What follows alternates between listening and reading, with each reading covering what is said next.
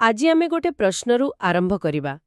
ଓଡ଼ିଶାର ଏହି ଯେଉଁ ହଜାର ହଜାର ବର୍ଷର ପୁରୁଣା ମନ୍ଦିର, ସେଗୁଡ଼ିକ କ'ଣ ଖାଲି ପୂଜା କରିବାର ଜାଗା? ନା, ତାଠାରୁ ବହୁତ ବେଶୀ କିଛି। ହଁ, ସେଇଆ ମୁଁ ଭାବୁଥିଲି। ଏଗୁଡ଼ିକ କ'ଣ ପଥରରେ ଲେଖାଯାଇଥିବା ଗୋଟେ ଇତିହାସ, ଯାହା ସେ ସମୟର ରାଜନୀତି, ସମାଜ ଆଉ କଳା ବିଷୟରେ କାହାଣୀ କହେ? ଏକଦମ। ତେବେ ଆଜି ଆମେ ସେହି ପଥରର ପୃଷ୍ଠାଗୁଡ଼ିକୁ ଟିକେ ଉଲ୍ଟାଇ ଦେଖିବା। ଆମ ପାଖରେ ଓଡ଼ିଶାର କିଛି ଅଦ୍ଭୁତ ମନ୍ଦିରର ଫଟୋ ଆଉ ତଥ୍ୟ ଅଛି। ଆଉ ସେଟାକୁ ନେଇ ଆମେ ଏକ ଗଭୀର ଆଲୋଚନା କରିବା। ହଁ, ଆଉ ଦେଖନ୍ତୁ, ଏହି କାହାଣୀର ପୃଷ୍ଠଭୂମି ହିଁ ତାର ପ୍ରଥମ ପରିଚୟ। ଟିକେ କଳ୍ପନା କରନ୍ତୁ, ପୂର୍ବଘାଟ ପର୍ବତମାଳାର ସେଇ ଗହଳ ସବୁଜିମା, ତା ଭିତରେ ଓଡ଼ିଶା। ଆହା, କି ସୁନ୍ଦର ଦୃଶ୍ୟ! ହଁ, ଗୋଟେ ପଟେ ବିସ୍ତୀର୍ଣ୍ଣ ସମୁଦ୍ରକୂଳ, ଅନ୍ୟପଟେ ଚିକ୍ମିକ୍ କରୁଥିବା ହ୍ରଦ, ଆଉ ତା ସାଙ୍ଗକୁ ସାପ ପରି ବଙ୍କାଟଙ୍କା ହୋଇ ବୋହିଯାଉଥିବା ନଦୀ। ମାନେ ପ୍ରକୃତି ନିଜେ ଗୋଟେ କ୍ୟାନଭାସ୍ ତିଆରି କରିଦେଇଛି। ଏକ୍ଜାକ୍ଟଲି। ଏହି ପ୍ରାକୃତିକ କ୍ୟାନଭାସ୍ ଉପରେ ହିଁ ଆମ ପୂର୍ବପୁରୁଷମାନେ ଏହି ଅବିଶ୍ୱସନୀୟ କଳାର ମୂଳଧୁଆ ପକାଇଥିଲେ। ଏଠି ପ୍ରକୃତି ଓ ସ୍ଥାପତ୍ୟ ଅଲଗା ନୁହେଁ। ବରଂ ଗୋଟିଏ କାହାଣୀରୁ ଦୁଇଟି ଅଂଶ। ହଁ, ତାହେଲେ ଚାଲନ୍ତୁ ଏହି କାହାଣୀର ମୂଳଦୁଆକୁ ଟିକେ ଭଲ ଭାବେ ବୁଝିବା। ଏହି ମନ୍ଦିରଗୁଡ଼ିକର ସ୍ଥାପତ୍ୟ ଶୈଳୀ, ମାନେ ସବୁଥିରେ କିଛି ସାଧାରଣ କଥା ଅଛି କି? ହଁ, ନିଶ୍ଚୟ ଅଛି। ମୁଖ୍ୟତଃ ଏଠାରେ ଯେଉଁ ଶୈଳୀ ଦେଖାଯାଏ, ତାକୁ କୁହାଯାଏ ନାଗର ଶୈଳୀ। ନାଗର ଶୈଳୀ, ଏଇଟା ତ ମୁଁ ଶୁଣିଛି ଉତ୍ତର ଭାରତରେ ବେଶୀ ଦେଖାଯାଏ। ଏକଦମ ଠିକ୍। ଏହା ସାଧାରଣତଃ ଉତ୍ତର ଭାରତୀୟ ଶୈଳୀ। ଏହାର କିଛି ମୂଳ ନିୟମ ଅଛି, ଯେମିତିକି ମନ୍ଦିରର ଭିତ୍ତିଭୂମି ବର୍ଗାକାର ହେବ। ଆଚ୍ଛା। ମୁଖ୍ୟ ମନ୍ଦିର ବା ଶିଖର ଧୀରେ ଧୀରେ ଉପରକୁ ଯାଇ ବଙ୍କା ହୋଇଥିବ, ଆଉ ତା ଆଗକୁ ଏକ ମଣ୍ଡପ ବା ହଲ୍ ଥିବ। କିନ୍ତୁ ଏଇଠି କଥାଟା ମଜାଦାର ହେଉଛି, ଓଡ଼ିଶାର ଶିଳ୍ପୀମାନେ ଏହାକୁ କେବଳ ନକଲ କରିନାହାନ୍ତି। ବରଂ ଏହାକୁ ଏକ ନୂଆ ରୂପ ଦେଇଛନ୍ତି। ହଁ, ଯାହାକୁ ଆଜି ଆମେ କଳିଙ୍ଗ ସ୍ଥାପତ୍ୟ ବୋଲି କହୁଛୁ। କଳିଙ୍ଗ ସ୍ଥାପତ୍ୟ, ଏଇଟା ନାଗର ଶୈଳୀଠାରୁ କେମିତି ଅଲଗା? କ'ଣ ଖାସ୍ ଅଛି ଏଥିରେ? ବହୁତ ଭଲ ପ୍ରଶ୍ନ। ଦେଖନ୍ତୁ, ଉତ୍ତର ଭାରତର ଅଧିକାଂଶ ନାଗର ମନ୍ଦିରରେ ଗୋଟିଏ ହିଁ ମୁଖ୍ୟ ଅଂଶ ଥାଏ। କିନ୍ତୁ କଳିଙ୍ଗ ଶୈଳୀରେ ସାଧାରଣତଃ ଦୁଇଟି ମୁଖ୍ୟ ଅଂଶ ଥାଏ। ପ୍ରଥମଟି ହେଉଛି ଦେଉଳ। ଦେଉଳ? ହଁ, ବା ବିମାନ, ଯେଉଁଠି ମୁଖ୍ୟ ଦେବତା ରହନ୍ତି। ଏହା ଉଚ୍ଚା ଆଉ ବକ୍ରରେଖୀୟ ହୋଇଥାଏ, ଆଉ ତା ସହିତ ଯୋଡ଼ି ହୋଇ ରହିଥାଏ ଜଗମୋହନ। ଜଗମୋହନ ମାନେ ଯେଉଁଠି ଭକ୍ତମାନେ ଏକାଠି ହୁଅନ୍ତି? ଏକଦମ, ଗୋଟେ ସଭାଗୃହ ଭରି। ଏହାର ଛାତ ପିରାମିଡ୍ ଆକାରର ହୋଇଥାଏ। ଏହି ଦୁଇଟିର ମିଶ୍ରଣ କଳିଙ୍ଗ ସ୍ଥାପତ୍ୟକୁ ଏକ ସ୍ୱତନ୍ତ୍ର ପରିଚୟ ଦିଏ। ଆଉ କାରୁକାର୍ଯ୍ୟ କଥା ତ ନିଆରା ହୋଇଥିବ। ଓହୋ, ସେ କଥା ତ ନ କହିଲେ ଭଲ। ଏଠିକାର ପଥର ଖୁଦେଇ କାମ ବହୁତ ସୂକ୍ଷ୍ମ ଓ ଜୀବନ୍ତ ଲାଗେ। ବୁଝିଲି। ତାମାନେ ସେମାନେ ଗୋଟେ ନିୟମକୁ ଆଣିଲେ, କିନ୍ତୁ ତାକୁ ନିଜ ହିସାବରେ ଆହୁରି ସୁନ୍ଦର ଆଉ ଜଟିଳ କରିଦେଲେ। ସମ୍ପୂର୍ଣ୍ଣ ଭାବେ। ତାହେଲେ ଚାଲନ୍ତୁ ଭୁବନେଶ୍ୱରରୁ ଆମର ଏହି ଯାତ୍ରା ଆରମ୍ଭ କରିବା। ପ୍ରଥମେ ଅନନ୍ତ ବାସୁଦେବ ମନ୍ଦିର। ଏହାର ନିର୍ମାଣ ତ 1300 ଶତାବ୍ଦୀରେ ହୋଇଥିଲା। ହଁ, କୁହାଯାଏ ରାଜା ଅନଙ୍ଗ ଭୀମଦେବ ତୃତୀୟଙ୍କ ଝିଅ ରାଣୀ ଚନ୍ଦ୍ରିକା ଦେବୀ ତାଙ୍କ ସ୍ୱାମୀଙ୍କ ସ୍ମୃତିରେ ଏହାକୁ ତିଆରି କରାଇଥିଲେ। ହଁ, ଏହା ଏକ ଭାବପ୍ରବଣ କାହାଣୀ, କିନ୍ତୁ ସ୍ଥାପତ୍ୟ ଦୃଷ୍ଟିରୁ ଏହା ଆହୁରି ମହତ୍ତ୍ୱପୂର୍ଣ୍ଣ। ଏହା ଭୁବନେଶ୍ୱରର ଏକମାତ୍ର ମୁଖ୍ୟ ବିଷ୍ଣୁ ମନ୍ଦିର। ଆଚ୍ଛା, ଏକମାତ୍ର? ହଁ, ମୁଖ୍ୟ ମନ୍ଦିର ଭିତରେ। ଆଉ ଆଶ୍ଚର୍ଯ୍ୟର କଥା ହେଉଛି, ଏହାର ଗଠନଶୈଳୀ ସେହି ସମୟର ସବୁଠାରୁ ପ୍ରମୁଖ ଶୈବ ମନ୍ଦିର, ଲିଙ୍ଗରାଜ ମନ୍ଦିରର ଶୈଳୀକୁ ପ୍ରାୟତଃ ଅନୁକରଣ କରେ। ଏଇଟା ଟିକେ ଅଜବ ଲାଗୁନି? ଗୋଟେ ବିଷ୍ଣୁ ମନ୍ଦିର, କିନ୍ତୁ ତାର ଡିଜାଇନ ଗୋଟେ ଶିବ ମନ୍ଦିର ପରି। ଏହା ପଛରେ କ'ଣ କାରଣ ଥାଇପାରେ? ଏହା ଏକ ଚମତ୍କାର ପ୍ରଶ୍ନ, ଆଉ ଏହାର ଦୁଇଟି ସମ୍ଭାବ୍ୟ କାରଣ ଥାଇପାରେ। ପ୍ରଥମତଃ, ସେତେବେଳକୁ ଲିଙ୍ଗରାଜ ମନ୍ଦିରର ସ୍ଥାପତ୍ୟ ଏତେ ପ୍ରଭାବଶାଳୀ ଆଉ ସଫଳ ଥିଲା ଯେ ତାହା ଏକ ମାନକ ବା ଷ୍ଟାଣ୍ଡାର୍ଡ ପାଲଟି ଯାଇଥିଲା। ମାନେ ସେଇଟା ହିଁ ସବୁଠୁ ଭଲ ଡିଜାଇନ ବୋଲି ଧରାଯାଉଥିଲା। ହଁ, ଶିଳ୍ପୀମାନେ ସେହି ଡିଜାଇନକୁ ହିଁ ଶ୍ରେଷ୍ଠ ବୋଲି ଭାବୁଥିଲେ। ଆଉ ଦ୍ୱିତୀୟ କାରଣଟି ଆହୁରି ଗଭୀର। କ'ଣ ସେଟା? ଏହା ସେ ସମୟର ଧାର୍ମିକ ସମନ୍ୱୟକୁ ଦର୍ଶାଏ। ଶୈବ ଆଉ ବୈଷ୍ଣବ ଧର୍ମ ଭିତରେ ଥିବା ସମ୍ପର୍କକୁ ଏହା ଦୃଢ଼ କରୁଥିଲା। ଆଚ୍ଛା, ଏହା ଏକ ବାର୍ତ୍ତା ଦେଉଥିଲା ଯେ ଉପାସନା ପଦ୍ଧତି ଅଲଗା ହୋଇପାରେ, କିନ୍ତୁ କଳା ଆଉ ସ୍ଥାପତ୍ୟର ଭାଷା ଏକ। ଏକଦମ। ବାଃ, ତା ମାନେ ମନ୍ଦିରର ଡିଜାଇନ କେବଳ କାରିଗରୀ ନୁହେଁ, ବରଂ ଏକ ସାମାଜିକ ବାର୍ତ୍ତା ମଧ୍ୟ ଥିଲା। ଭୁବନେଶ୍ୱରର ଆଉ ଏକ ମହାନ କୀର୍ତ୍ତି ହେଉଛି ବ୍ରହ୍ମେଶ୍ୱର ମନ୍ଦିର।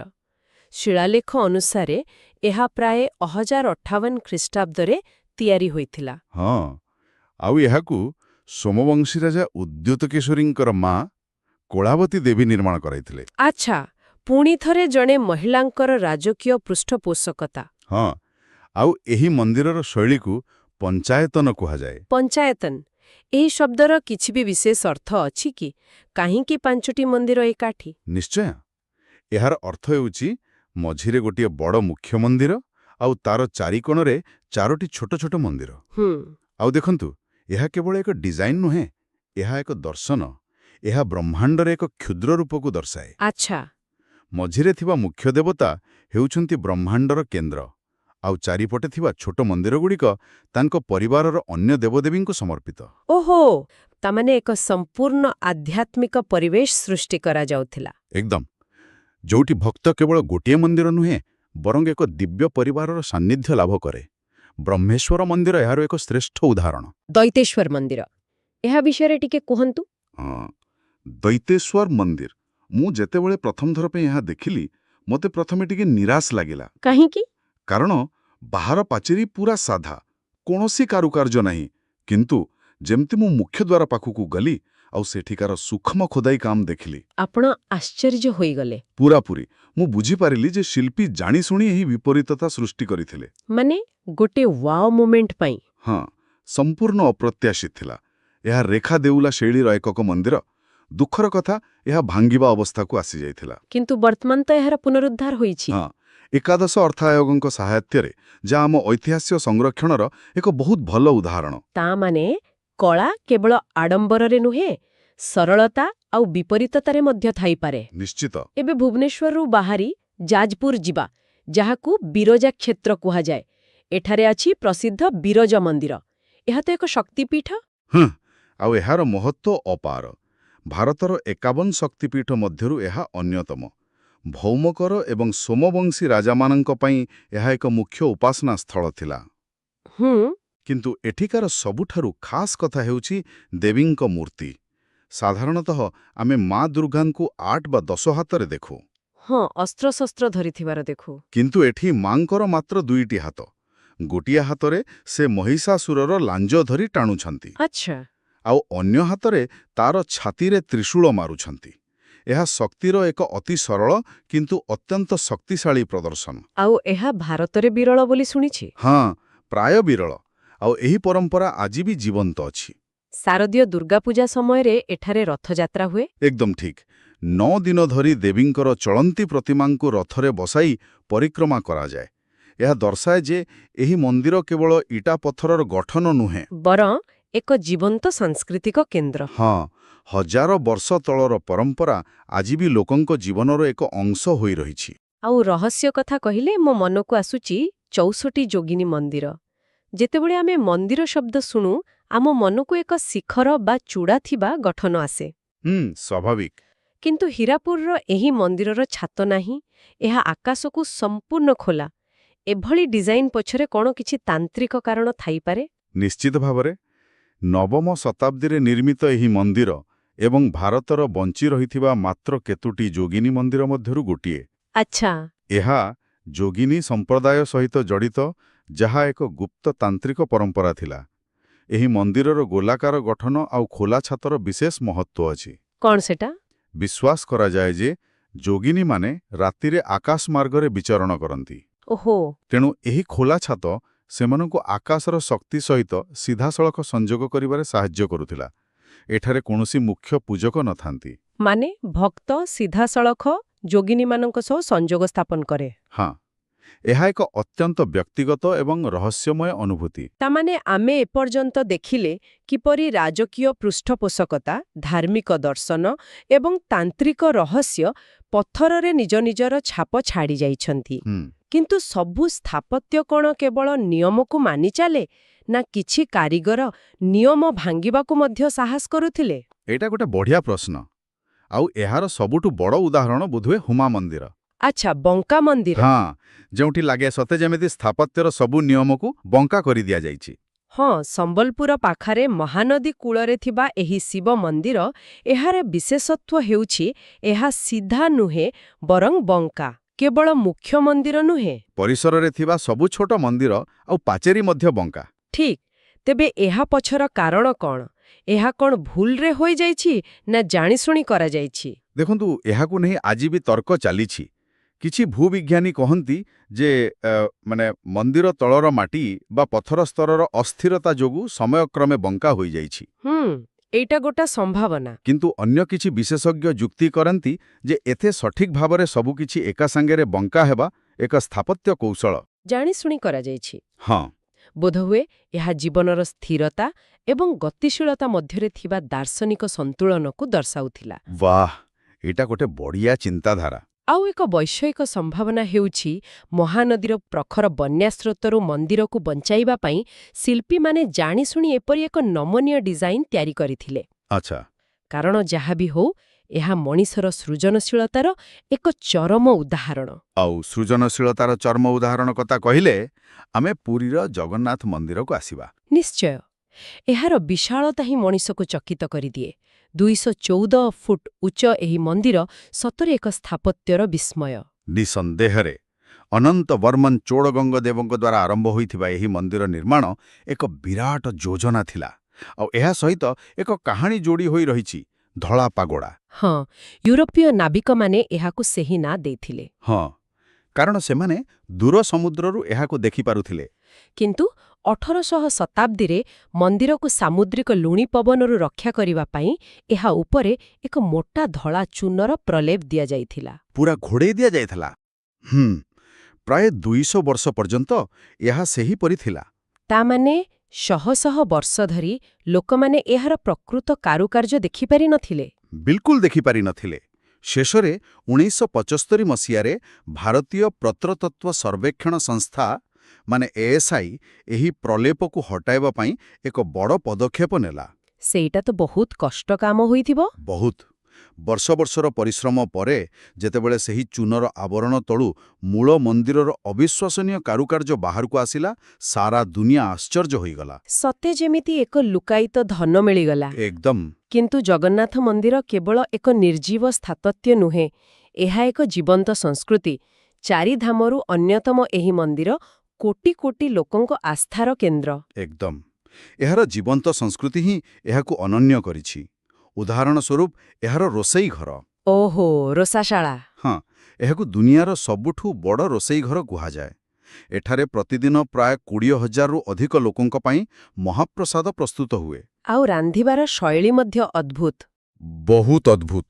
ମାଟି କୁଡ଼ୁଆ ଗୋଟେ ଉପରେ ଗୋଟେ ରଖି କେବଳ କାଠ ଜାଳରେ ରାନ୍ଧାଯାଏ। ଆଶ୍ଚର୍ଯ୍ୟର କଥା ହେଉଛି, ସବୁଠୁ ଉପରେ ଥିବା କୁଡ଼ୁଆର ପ୍ରସାଦ ଆଗେ ରନ୍ଧା ହୋଇଯାଏ। ବାଃ। ଆଉ ମାଦଳା ପାଞ୍ଜି ବିଷୟରେ ବି ଶୁଣିଛି। ଏହା କ'ଣ? ଏହାକୁ ଆପଣ ମନ୍ଦିରର ଡାଏରୀ ବୋଲି କହିପାରିବେ। ଡାଏରୀ? ହଁ, ଏହା ଏକ ପୁରାତନ ପୁଥି ଯେଉଁଥିରେ ମନ୍ଦିରର ଦୈନନ୍ଦିନ ଘଟଣାବଳୀ, ରାଜାମାନଙ୍କର ଇତିହାସ ଏବଂ ପରମ୍ପରାଗୁଡ଼ିକୁ ଶତାବ୍ଦୀ ଶତାବ୍ଦୀ ଧରି ଲିପିବଦ୍ଧ କରାଯାଇଛି। ମାନେ ଓଡ଼ିଶାର ଇତିହାସ ଜାଣିବା ପାଇଁ ଏକ ଅମୂଲ୍ୟ ସମ୍ପଦ। ନିଶ୍ଚିତ। ଆଉ ସର୍ବୋପରି ଏହି ମନ୍ଦିର ହେଉଛି ବିଶ୍ୱପ୍ରସିଦ୍ଧ ରଥଯାତ୍ରାର ଉତ୍ପତ୍ତି ସ୍ଥଳ, ଯାହା କେବଳ ଏକ ପର୍ବ ନୁହେଁ, ବରଂ ଭକ୍ତ ଆଉ ଭଗବାନଙ୍କ ମିଳନରେ ଏକ ଜୀବନ୍ତ ପ୍ରତୀକ। ହଁ, ଆମ ତାଲିକାରେ ପ୍ରଥମେ ଅଛି ପଶୁରାମେଶ୍ୱର ମନ୍ଦିର। ଏହାକୁ ଦ ପାଇନିୟର ବା ଅଗ୍ରଦୂତ କୁହାଯାଉଛି। ଯେତେବେଳେ ମୁଁ ଏହାର ଫଟୋ ଦେଖେ, ମୋତେ ଲାଗେ ଏଥିରେ ଏକ ପ୍ରାଚୀନ ସରଳତା ଅଛି। କିନ୍ତୁ ଏହା ହିଁ ତ ସବୁକିଛିର ଆରମ୍ଭ ଥିଲା, ନୁହେଁ କି? ଏକଦମ ଠିକ୍ କହିଲେ। ଏହାକୁ ଅଗ୍ରଦୂତ କହିବାର କାରଣ ହେଉଛି, ଏହା ସେହି ସମୟର, ଆପଣ କହିପାରିବେ, ଏକ ନିର୍ଭୀକ ପଦକ୍ଷେପ ଥିଲା। ଶୈଲୋଦ୍ଭବ ରାଜବଂଶ ସମୟରେ ନିର୍ମିତ, ଏହା ଓଡ଼ିଶାର ସବୁଠାରୁ ପୁରୁଣା ମନ୍ଦିରମାନଙ୍କ ମଧ୍ୟରୁ ଗୋଟିଏ, ଯାହା ଆଜି ବି ଦଣ୍ଡାୟମାନ। ମାନେ ଏହା ପୂର୍ବରୁ ମନ୍ଦିର ପଥରରେ ତିଆରି ହେଉନଥିଲା? ହୁଏତ କାଠ ବା ଅନ୍ୟ କୌଣସି ଜିନିଷରେ ହେଉଥିଲା, କିନ୍ତୁ ସେସବୁ ତ ଆଉ ନାହିଁ। ପଥରରେ ସ୍ଥାୟୀ ସଂରଚନା ଗଢ଼ିବାର ଏହା ଥିଲା ପ୍ରାରମ୍ଭିକ ପର୍ଯ୍ୟାୟ। ଆଉ ଆମ ତଥ୍ୟ କହୁଛି, ଏହି ମନ୍ଦିରରେ ଗୋଟିଏ ବହୁତ ବଡ଼ ଆର୍କିଟେକ୍ଚରାଲ ଶିଫ୍ଟ ଦେଖିବାକୁ ମିଳେ। ଏହା ପ୍ରଥମ ମନ୍ଦିର ଯେଉଁଥିରେ ଜଗମୋହନ ପ୍ରବେଶ ହଲ୍ ସିଧାସଳଖ ଗର୍ଭଗୃହ ସହିତ ସଂଲଗ୍ନ ହୋଇଥିଲା। ଏହାର ଟିକେ ଗୁରୁତ୍ୱପୂର୍ଣ୍ଣ କାହିଁକି? ଏହା କ'ଣ କେବଳ ଏକ ଡିଜାଇନର ପରିବର୍ତ୍ତନ ଥିଲା? ନା ନା, ଏହା କେବଳ ଡିଜାଇନ ନଥିଲା। ଏହା ଥିଲା ପୂଜା ପଦ୍ଧତିରେ ଏକ ବିପ୍ଳବ। ଏମିତି ଭାବନ୍ତୁ, ଏହା ପୂର୍ବରୁ ମନ୍ଦିରମାନେ ଥିଲା ଦେବତାଙ୍କର ଏକ ଘର, ଯୋଉଠି କେବଳ ପୂଜାକ ପ୍ରବେଶ କରୁଥିଲେ, ସାଧାରଣ ଭକ୍ତ ବାହାରେ ରହୁଥିଲେ। ହଁ, ବାହାରୁ ହିଁ ଦର୍ଶନ କରୁଥିଲେ। ଏକଦମ। କିନ୍ତୁ ଯେତେବେଳେ ଜଗମୋହନଙ୍କୁ ଗର୍ଭଗୃହ ସହ ଯୋଡ଼ି ଦିଆଗଲା, ସେତେବେଳେ ଭକ୍ତମାନଙ୍କୁ ଦେବତାଙ୍କ ପାଖରେ ଏକାଠି ହୋଇ ପ୍ରାର୍ଥନା କରିବା, ଭଜନ କରିବା ଏସବୁ ପାଇଁ ଗୋଟେ ସ୍ଥାନ ମିଳିଲା। ଆଚ୍ଛା। ହଁ, ଏହା ଉପାସନାକୁ ବ୍ୟକ୍ତିଗତ ସ୍ତରରୁ ସାମୂହିକ ସ୍ତରକୁ ନେଇ ଆସିଲା।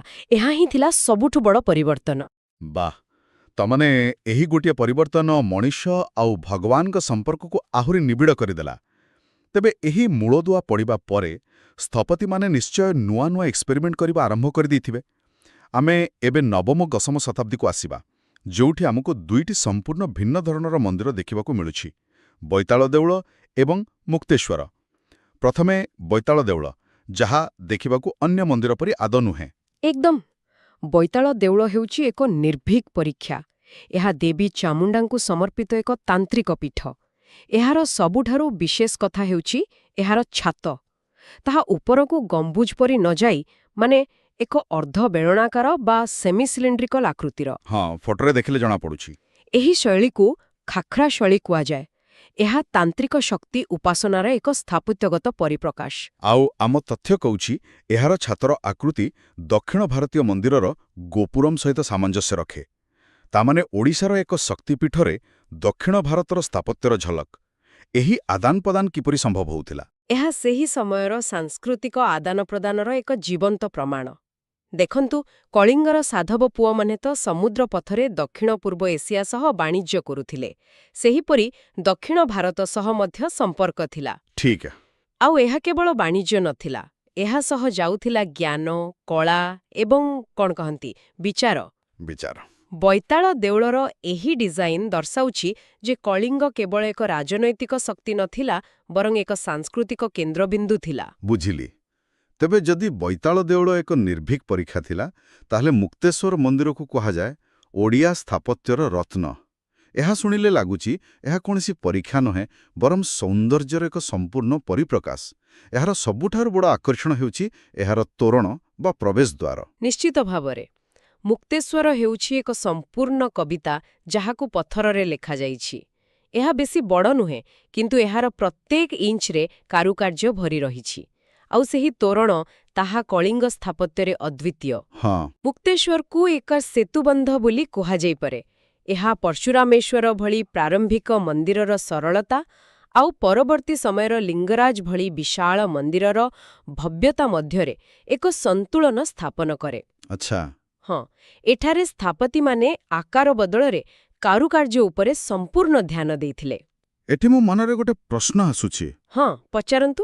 ମୁକ୍ତେଶ୍ୱରର ଏହି ତୋରଣ ଯଦି ଏତେ ସୁନ୍ଦର ଓ ଅଦ୍ୱିତୀୟ, ତେବେ ପରବର୍ତ୍ତୀ ବିଶାଳ ମନ୍ଦିରମାନଙ୍କରେ ଏହାକୁ କାହିଁକି ବ୍ୟାପକ ଭାବେ ବ୍ୟବହାର କରାଗଲା ନାହିଁ? ଏହା କ'ଣ କେବଳ ଏକ ପରୀକ୍ଷା ଥିଲା, ଯାହା ଆଗକୁ ବଢ଼ିଲା ନାହିଁ? ଏହା ଏକ ବହୁତ ଭଲ ପ୍ରଶ୍ନ। ଦେଖନ୍ତୁ, ମୋତେ ଲାଗେ ମୁକ୍ତେଶ୍ୱର ହେଉଛି ଏକ ପରଫେକ୍ଟ ମିନିଏଚର। ଏହାର ତୋରଣର ସୂକ୍ଷ୍ମ କାରୁକାର୍ଯ୍ୟ ଏକ ଛୋଟ ପରିସରରେ ହିଁ ସମ୍ଭବ ଥିଲା। ଯେତେବେଳେ ସ୍ଥାପତିମାନେ ଲିଙ୍ଗରାଜ କିମ୍ବା କୋଣାର୍କ ଭଳି ବିଶାଳ ସଂରଚନା ଆଡ଼କୁ ଗଲେ, ସେତେବେଳେ ସେମାନଙ୍କର ଧ୍ୟାନ ସୂକ୍ଷ୍ମ କାରୁକାର୍ଯ୍ୟରୁ ହଟିଯାଇ ଆକାର, ଉଚ୍ଚତା ଏବଂ ଭବ୍ୟତା ଉପରକୁ ଚାଲିଗଲା। ଓହୋ। ତେଣୁ ତୋରଣ ଏକ ଅନନ୍ୟ କଳାକୃତି ହୋଇ ରହିଗଲା, ଯାହା ମୁକ୍ତେଶ୍ୱରର ପରିଚୟ। ତାମାନେ ସ୍ଥାପତିମାନେ ସୌନ୍ଦର୍ଯ୍ୟର ସୂକ୍ଷ୍ମତାକୁ ସିଦ୍ଧ କରିବା ପରେ ସେମାନଙ୍କର ଆଗାମୀ ଲକ୍ଷ୍ୟ ଥିଲା ଟୁ ଗୋ ବିଗ୍। ହଁ, କିଛି ସେଇବାରେ। ଏକାଦଶ ଦ୍ୱାଦଶ ଶତାବ୍ଦୀରେ ଆମେ ସେଇ ବିଶାଳତାର ଯୁଗରେ ପ୍ରବେଶ କରୁଛେ। ଆଉ ଏହାର ସବୁଠୁ ବଡ଼ ପ୍ରମାଣ ହେଉଛି ଲିଙ୍ଗରାଜ ମନ୍ଦିର। ହଁ, ଲିଙ୍ଗରାଜ ହେଉଛି କଳିଙ୍ଗ ସ୍ଥାପତ୍ୟର ଶକ୍ତି ଏବଂ ଆତ୍ମବିଶ୍ୱାସର ପ୍ରତୀକ। ସୋମବଂଶୀ ରାଜା ଯଯାତି କେଶରୀଙ୍କ ଦ୍ୱାରା ନିର୍ମିତ ଏହି ମନ୍ଦିର କେବଳ ଏକ ପୂଜାସ୍ଥଳୀ ନଥିଲା, ଏହା ଥିଲା ରାଜକୀୟ ଶକ୍ତିର ଏକ ବିଶାଳ ପ୍ରଦର୍ଶନ। ଏହାର ଟାୱାର ତ ବହୁତ ଉଚ୍ଚ। ବହୁତ। 180 ଫୁଟ ଉଚ୍ଚ ଦେଉଳ ସେତେବେଳେ ଭୁବନେଶ୍ୱରର ସ୍କାଇଲାଇନ୍କୁ ସମ୍ପୂର୍ଣ୍ଣ ଭାବେ ଡମିନେଟ୍ କରୁଥିଲା। କୁହାଯାଏ ଏହା 15 କିଲୋମିଟର ଦୂରରୁ ଦେଖାଯାଉଥିଲା। 15 କିଲୋମିଟର? ଆଉ ଏଠାରେ ଆଉ ଦୁଇଟି ନୂଆ ଷ୍ଟ୍ରକ୍ଚର ଯୋଡ଼ାଯାଇଥିଲା, ନାଟମନ୍ଦିର ଆଉ ଭୋଗମଣ୍ଡପ। ଏଗୁଡ଼ିକର ଆବଶ୍ୟକତା କାହିଁକି ପଡ଼ିଲା? କାରଣ ସେତେବେଳକୁ ମନ୍ଦିର କେବଳ ଦେବତାଙ୍କ ଘର ହୋଇ ରହିନଥିଲା, ଏହା ଏକ ସମ୍ପୂର୍ଣ୍ଣ ସାମାଜିକ ଧାର୍ମିକ କେନ୍ଦ୍ରରେ ପରିଣତ ହୋଇସାରିଥିଲା। ଲୋକଙ୍କ ସଂଖ୍ୟା ବଢ଼ିଲା, ତେଣୁ ଭୋଗ ପାଇଁ ଏକ ଅଲଗା ଭୋଗମଣ୍ଡପ ଦରକାର ପଡ଼ିଲା। ଆଚ୍ଛା। ଆଉ ନାଟମନ୍ଦିର? ସେହି ସମୟରେ ଦେବଦାସୀ ପ୍ରଥାର ପ୍ରଚଳନ ବଢ଼ିଥିଲା। ଦେବତାଙ୍କ ସମ୍ମୁଖରେ ନୃତ୍ୟ ଓ ସଙ୍ଗୀତ ପରିବେଷଣ ପାଇଁ ଏକ ସ୍ୱତନ୍ତ୍ର ସ୍ଥାନ ଦରକାର ହେଲା, ଆଉ ସେଥିପାଇଁ ନାଟମନ୍ଦିର ନିର୍ମାଣ କରାଗଲା। ବୁଝିଲି। ତାମାନେ ମନ୍ଦିର କେବଳ ପଥର ନଥିଲା, ତାହା ସମାଜର ଆବଶ୍ୟକତା ସହିତ ବଢ଼ୁଥିଲା ଓ ବଦଳୁଥିଲା। ଏକଦମ। ଲିଙ୍ଗରାଜ ଯଦି ଧାର୍ମିକ ଭବ୍ୟତାର ଶୀର୍ଷ ଥିଲା, ତେବେ ସେହି ସମୟରେ ନିର୍ମିତ ରାଜାରାଣୀ ମନ୍ଦିର କିଛି ଅଲଗା କାହାଣୀ କହୁଥିବା ପରି ଲାଗେ। ଏହାକୁ ଅ ସ୍କଲ୍ପଚରାଲ ମାଷ୍ଟରପିସ୍ କୁହାଯାଏ। ଏହାର ନିର୍ମାଣ ସାମଗ୍ରୀ, ସେଇ ହଳଦିଆ ବାଲୁକା ପଥର, ବହୁତ ଆକର୍ଷଣୀୟ। ଏକଦମ। ରାଜାରାଣୀ ମନ୍ଦିରକୁ ଦେଖିଲେ ଲାଗେ ଏହା ଧର୍ମ ଅପେକ୍ଷା କଳା ଓ ସୌନ୍ଦର୍ଯ୍ୟର ଉପାସନା ପାଇଁ ତିଆରି ହୋଇଛି। ଏହାର ଗଠନଶୈଳୀ ମଧ୍ୟ ମଧ୍ୟପ୍ରଦେଶର ଖଜୁରାହୋ ମନ୍ଦିର ସହ ସାମଞ୍ଜସ୍ୟ ରଖେ।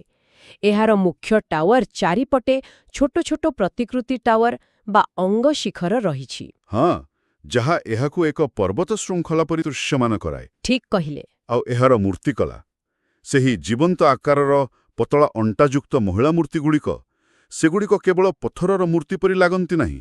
ସେଥିରେ ଏକ ଜୀବନ ଅଛି, ଏକ ଭାବ ଅଛି। ମୁଦ୍ରାରେ ଥିବା ଏହି ମୂର୍ତ୍ତିଗୁଡ଼ିକ ସେହି ସମୟର ସାମାଜିକ ଜୀବନ, ବେଶଭୂଷା ଏବଂ ସୌନ୍ଦର୍ଯ୍ୟବୋଧର ଏକ ଦର୍ପଣ। ଆଉ ସବୁଠାରୁ ଆଶ୍ଚର୍ଯ୍ୟର କଥା ହେଉଛି, ଏହି ମନ୍ଦିରରେ କୌଣସି ମୁଖ୍ୟ ଦେବତା ନାହାନ୍ତି। ହଁ, ଏହା ଏକ ରହସ୍ୟ। ସମ୍ଭବତଃ ଏହା ଏକ ରାଜକୀୟ ଉଦ୍ୟାନ ମଧ୍ୟରେ ସୌନ୍ଦର୍ଯ୍ୟ ଉପଭୋଗ ପାଇଁ ତିଆରି କରାଯାଇଥିଲା। ଆମେ ପିଓନିୟର ଦେଖିଲେ, ଏକ୍ସପେରିମେଣ୍ଟ ଦେଖିଲେ, ମିନିଏଚରରେ ପରଫେକ୍ସନ୍ ଦେଖିଲେ, ଆଉ ମନ୍ୟୁମେଣ୍ଟାଲ ସ୍କେଲ୍ ବି ଦେଖିଲେ, କିନ୍ତୁ କ'ଣ ହେବ ଯେତେବେଳେ ଏହି ସବୁ କିଛିକୁ ମିଶାଇ ଏକ ଏପରି କନସେପ୍ଟ ସହ ଯୋଡ଼ି ଦିଆଯିବ ଯାହା କଳ୍ପନାର ବାହାରେ? ମୁଁ କୋଣାର୍କ ସୂର୍ଯ୍ୟ ମନ୍ଦିର କଥା କହୁଛି। କୋଣାର୍କ। ହଁ, କୋଣାର୍କ ହେଉଛି କଳିଙ୍ଗ ସ୍ଥାପତ୍ୟର କେବଳ ଚରମ ସୀମା ନୁହେଁ, ଏହା ହେଉଛି ଏକ ମହାକାବ୍ୟ। ପୂର୍ବ ଗଙ୍ଗବଂଶର ରାଜା ନରସିଂହଦେବ ପ୍ରଥମଙ୍କର ଏହା ଏକ ଏପରି ସ୍ୱପ୍ନ ଥିଲା ଯାହାକୁ ସେ ପଥରରେ ସାକାର କରିଥିଲେ।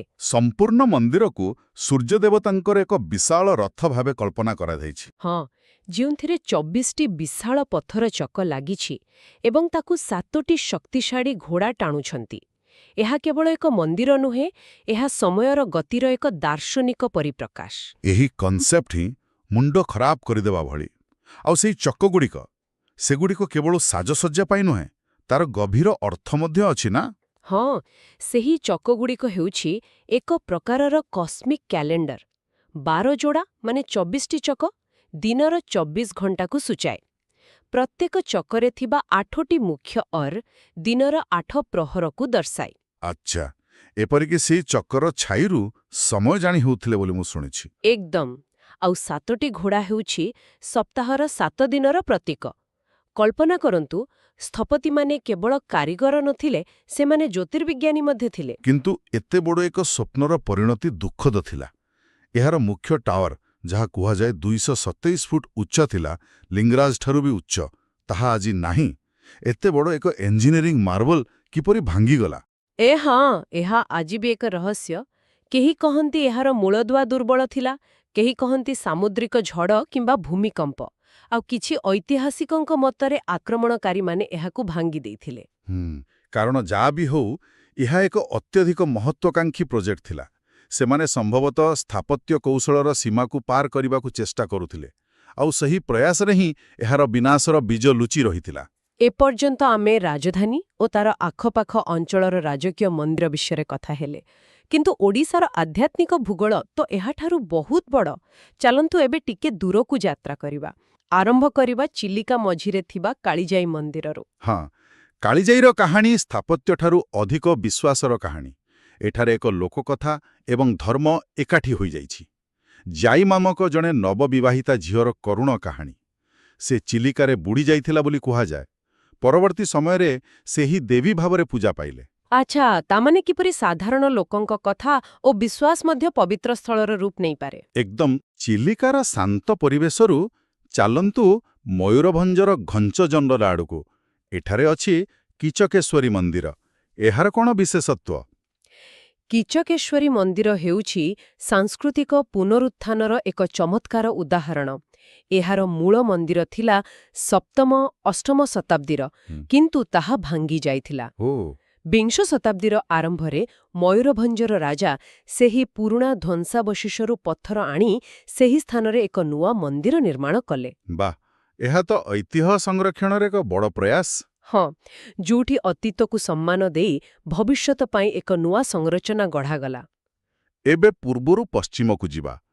ପଶ୍ଚିମ ଓଡ଼ିଶାର ଆଧ୍ୟାତ୍ମିକ ପରିଚୟ ମା ସମଳେଶ୍ୱରୀଙ୍କ ସହିତ ଜଡ଼ିତ। ସମ୍ବଲପୁରର ଏହି ମନ୍ଦିରର କ'ଣ କାହାଣୀ? ମା ସମଲେଶ୍ୱରୀ କେବଳ ପଶ୍ଚିମ ଓଡ଼ିଶା ନୁହନ୍ତି, ପଡ଼ୋଶୀ ଛତିଶଗଡ଼ର ମଧ୍ୟ ଆରାଧ୍ୟା ଦେବୀ। ଷୋଡ଼ଶ ଶତାବ୍ଦୀରେ ଚୌହାଣ ରାଜା ବଳରାମ ଦେବଙ୍କ ଦ୍ୱାରା ନିର୍ମିତ ଏହି ମନ୍ଦିର ଏକ ଶକ୍ତିଶାଳୀ ଆଞ୍ଚଳିକ ପରିଚୟର ପ୍ରତୀକ। ଏହାର ସ୍ଥାପତ୍ୟ ଶୈଳୀ କ'ଣ ଭୁବନେଶ୍ୱରର ମନ୍ଦିର ପରି? ନା, କିଛିଟା ଭିନ୍ନ। ଏହା ଦର୍ଶାଏ ଯେ ଓଡ଼ିଶାର ପ୍ରତ୍ୟେକ ଅଞ୍ଚଳର ନିଜର ସ୍ୱତନ୍ତ୍ର ସାଂସ୍କୃତିକ ଧାରା ରହିଛି। ଆପଣ ଭୁବନେଶ୍ୱରର କେଦାର ଗୌରୀ ପରିସର କଥା ତ ନିଶ୍ଚୟ ଶୁଣିଥିବେ, ଯାହା କେଦାର ଆଉ ଗୌରୀଙ୍କ ପ୍ରେମ କାହାଣୀ ସହିତ ଯୋଡ଼ା। ସେହି ପରିସରର ମୁଖ୍ୟ ମନ୍ଦିରଟି ହେଉଛି ଏହି କେଦାରେଶ୍ୱର। ଆଉ ଏହା ଓଡ଼ିଶା ଇତିହାସର ଏକ ବହୁତ ଗୁରୁତ୍ୱପୂର୍ଣ୍ଣ ସମୟର ସ୍ଥାପତ୍ୟ କଳାକୁ ଦେଖାଏ। ତେବେ ଚାଲନ୍ତୁ, ଏହାର କିଛି ମୁଖ୍ୟ କଥା ଜାଣିବା। ପ୍ରଥମେ, ଏହା କେତେ ପୁରୁଣା?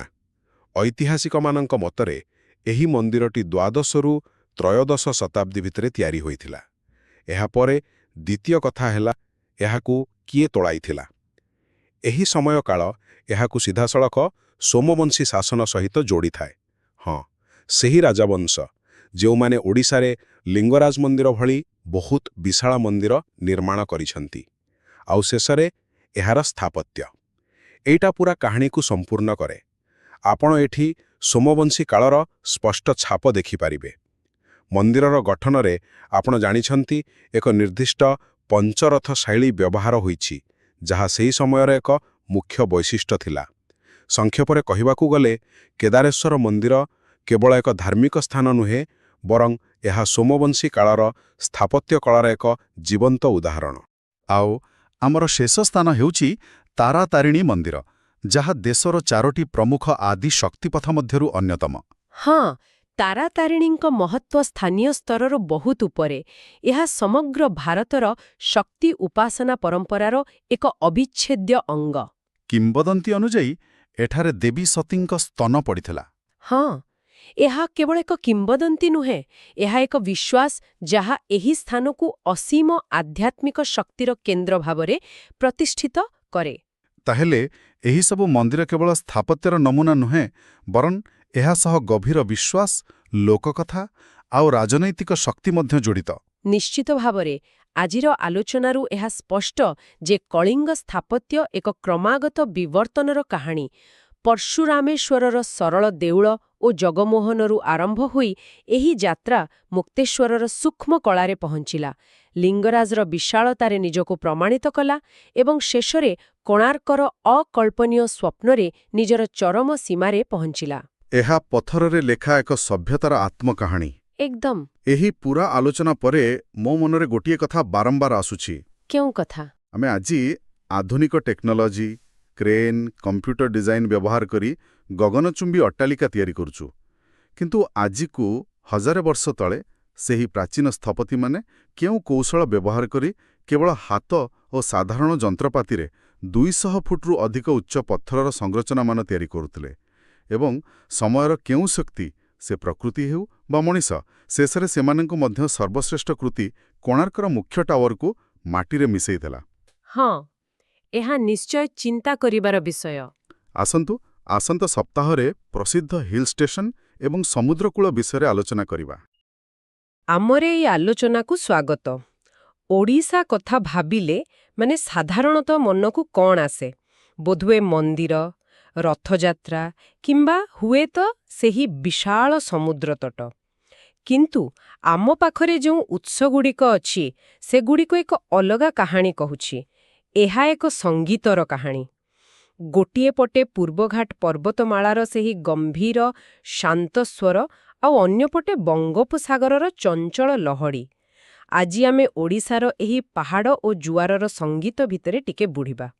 ଆଉ ଦେଖନ୍ତୁ, ଏହି ସଙ୍ଗୀତର ସବୁଠୁ ମଜାଦାର କଥା ହେଉଛି ଏହାର ବିପରୀତତା। ଗୋଟିଏ ରାଜ୍ୟ ଭିତରେ ଏତେ ଭିନ୍ନ ଭିନ୍ନ ଅନୁଭୂତି ମିଳିବା ବହୁତ କମ୍ ଦେଖାଯାଏ। ଆମର ଉଦ୍ଦେଶ୍ୟ କେବଳ ଏହି ସ୍ଥାନଗୁଡ଼ିକର ଏକ ତାଲିକା ଦେବା ନୁହେଁ, ବରଂ ଏହା ବୁଝିବାକୁ ଚେଷ୍ଟା କରିବା ଯେ ଏହି ଦୁଇଟି ଅଲଗା ଦୁନିଆ, ପାହାଡ଼ର ସ୍ଥିରତା ଆଉ ସମୁଦ୍ରର ଅସ୍ଥିରତା ଏ ଦୁଇଟା ମିଶି ଓଡ଼ିଶାର ପରିଚୟକୁ କିପରି ଏକ ସ୍ୱତନ୍ତ୍ର ଗଭୀରତା ଦେଇଛି। ଏକଦମ ଚମତ୍କାର। ତେବେ ଚାଲନ୍ତୁ ଏହି ଯାତ୍ରା ପାହାଡ଼ର ହିଁ ଆରମ୍ଭ କରିବା। ଆମ ତାଲିକାର ପ୍ରଥମେ ଅଛି ଦାରିଙ୍ଗାବାଡ଼ି, ଓଡ଼ିଶାର କାଶ୍ମୀର।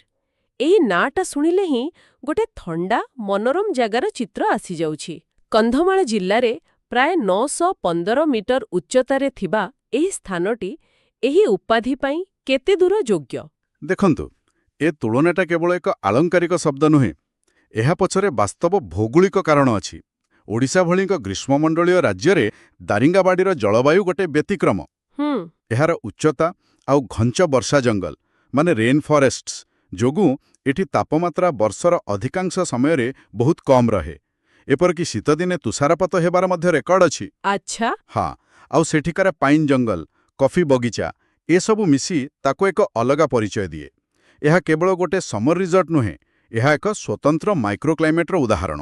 ଏହାପରେ ଆସୁଛି ଟେନ୍ସା, ସୁନ୍ଦରଗଡ଼ ଜିଲ୍ଲାରେ। ଏହାକୁ ଏକ ପ୍ରାକୃତିକ ରହସ୍ୟ କୁହାଯାଇଛି। କିନ୍ତୁ ଏହାର ବର୍ଣ୍ଣନାରେ ଗୋଟେ କଥା ମୋତେ ଟିକେ ଚିନ୍ତାରେ ପକାଉଛି। କୁହାଯାଇଛି ଏହାର ଚାରିପଟେ ଥିବା ଜଙ୍ଗଲ ଖଣିଜ ସମ୍ପଦରେ ଭରପୁର। ଏହା ଗୋଟେ ବିରୋଧାଭାସ ପରି ଲାଗୁନାହିଁ କି? ଗୋଟିଏ ପଟେ ପ୍ରକୃତିର ସୌନ୍ଦର୍ଯ୍ୟ, ଅନ୍ୟପଟେ ଶିଳ୍ପାୟନର ଚାପ। ଏଇଟା ଏକ ବହୁତ ଗୁରୁତ୍ୱପୂର୍ଣ୍ଣ ପ୍ରଶ୍ନ। ଟେନ୍ସା ଆଉ ଏହାର ଆଖପାଖ ଅଞ୍ଚଳ ମାନେ ଓଡ଼ିଶାର ଏଇ ଆଧୁନିକ ଦ୍ୱନ୍ଦ୍ୱର ଗୋଟେ ଜ୍ୱଳନ୍ତ ଉଦାହରଣ। ଏକପଟେ ଖଣ୍ଡାଧାର ଭଳି ସୁନ୍ଦର ଜଳପ୍ରପାତ ଆଉ ଅନ୍ୟପଟେ ଲୁହାପଥର ଖଣି। ତେଣୁ ଏହା ଗୋଟେ ବହୁତ ସୂକ୍ଷ୍ମ ସନ୍ତୁଳନ ଉପରେ ଛିଡ଼ା ହୋଇଅଛି। ବର୍ତ୍ତମାନ ପାଇଁ ଟେନ୍ସା ନିଜର ସବୁଜିମା ବଜାୟ ରଖିଛି, କିନ୍ତୁ ଏହି ପ୍ରାକୃତିକ ସମ୍ପଦ ଆଉ ଖଣିଜ ସମ୍ପଦ ଭିତରେ ଯେଉଁ ଟଣାଉଟ୍ରା, ତାହା ହିଁ ଏ ଅଞ୍ଚଳର ଭବିଷ୍ୟତ ନିର୍ଦ୍ଧାରଣ କରିବ। ବୁଝିଲି। ତାମାନେ ଏହା ଏକ ସୁନ୍ଦର ସ୍ଥାନ, କିନ୍ତୁ ଏକ ଜଟିଳ ବାସ୍ତବତା ସହିତ। ଏକଦମ। ଦାରିଙ୍ଗାବାଡ଼ିର ଥଣ୍ଡା ପରିବେଶ ପରେ ଏବେ ଆମେ ସିଧା ଯାଉଛେ ଏମିତି ଏକ ଜାଗାକୁ ଯାହାର ନାଁ ହିଁ ତପ୍ତ ପାଣି। ଏହି ବିପରୀତତା ହିଁ ବୋଧେ ଓଡ଼ିଶାର ସବୁଠୁ ବଡ଼ ପରିଚୟ। ହଁ, ଆଉ ଏଠି ମଜାଦାର କଥା ହେଉଛି ଏହା କେବଳ ଗୋଟେ ଭୌଗୋଳିକ ବିଶେଷତ୍ୱ ନୁହେଁ, ଏହା ଏକ ସାମାଜିକ ସାଂସ୍କୃତିକ କେନ୍ଦ୍ର ପାଲଟିଛି। କେମିତି? ଦେଖନ୍ତୁ, ଏହି ପାଣିରେ ଅଧିକ ମାତ୍ରାରେ ସଲ୍ଫର ବା ଗନ୍ଧକ ଥିବାରୁ ଏହାର ଔଷଧୀୟ ଗୁଣ ଅଛି ବୋଲି ଲୋକେ ବିଶ୍ୱାସ କରନ୍ତି। ଆଜିକାଲି ଯେଉଁ ୱେଲନେସ୍ ଟୁରିଜମ୍ କଥା ଆମେ କହୁଛେ, ତପ୍ତପାଣି ଶହ ଶହ ବର୍ଷ ଧରି ଲୋକଙ୍କ ପାଇଁ ଏକ ପ୍ରାକୃତିକ ଆରୋଗ୍ୟ କେନ୍ଦ୍ର ଥିଲା। ଆଉ ଏହା ସହିତ ସେଠାକାର କନ୍ଧ ଆଦିବାସୀ ସମ୍ପ୍ରଦାୟର ସଂସ୍କୃତିକୁ ଅନୁଭବ କରିବାର ଏକ ସୁଯୋଗ ମଧ୍ୟ ମିଳେ।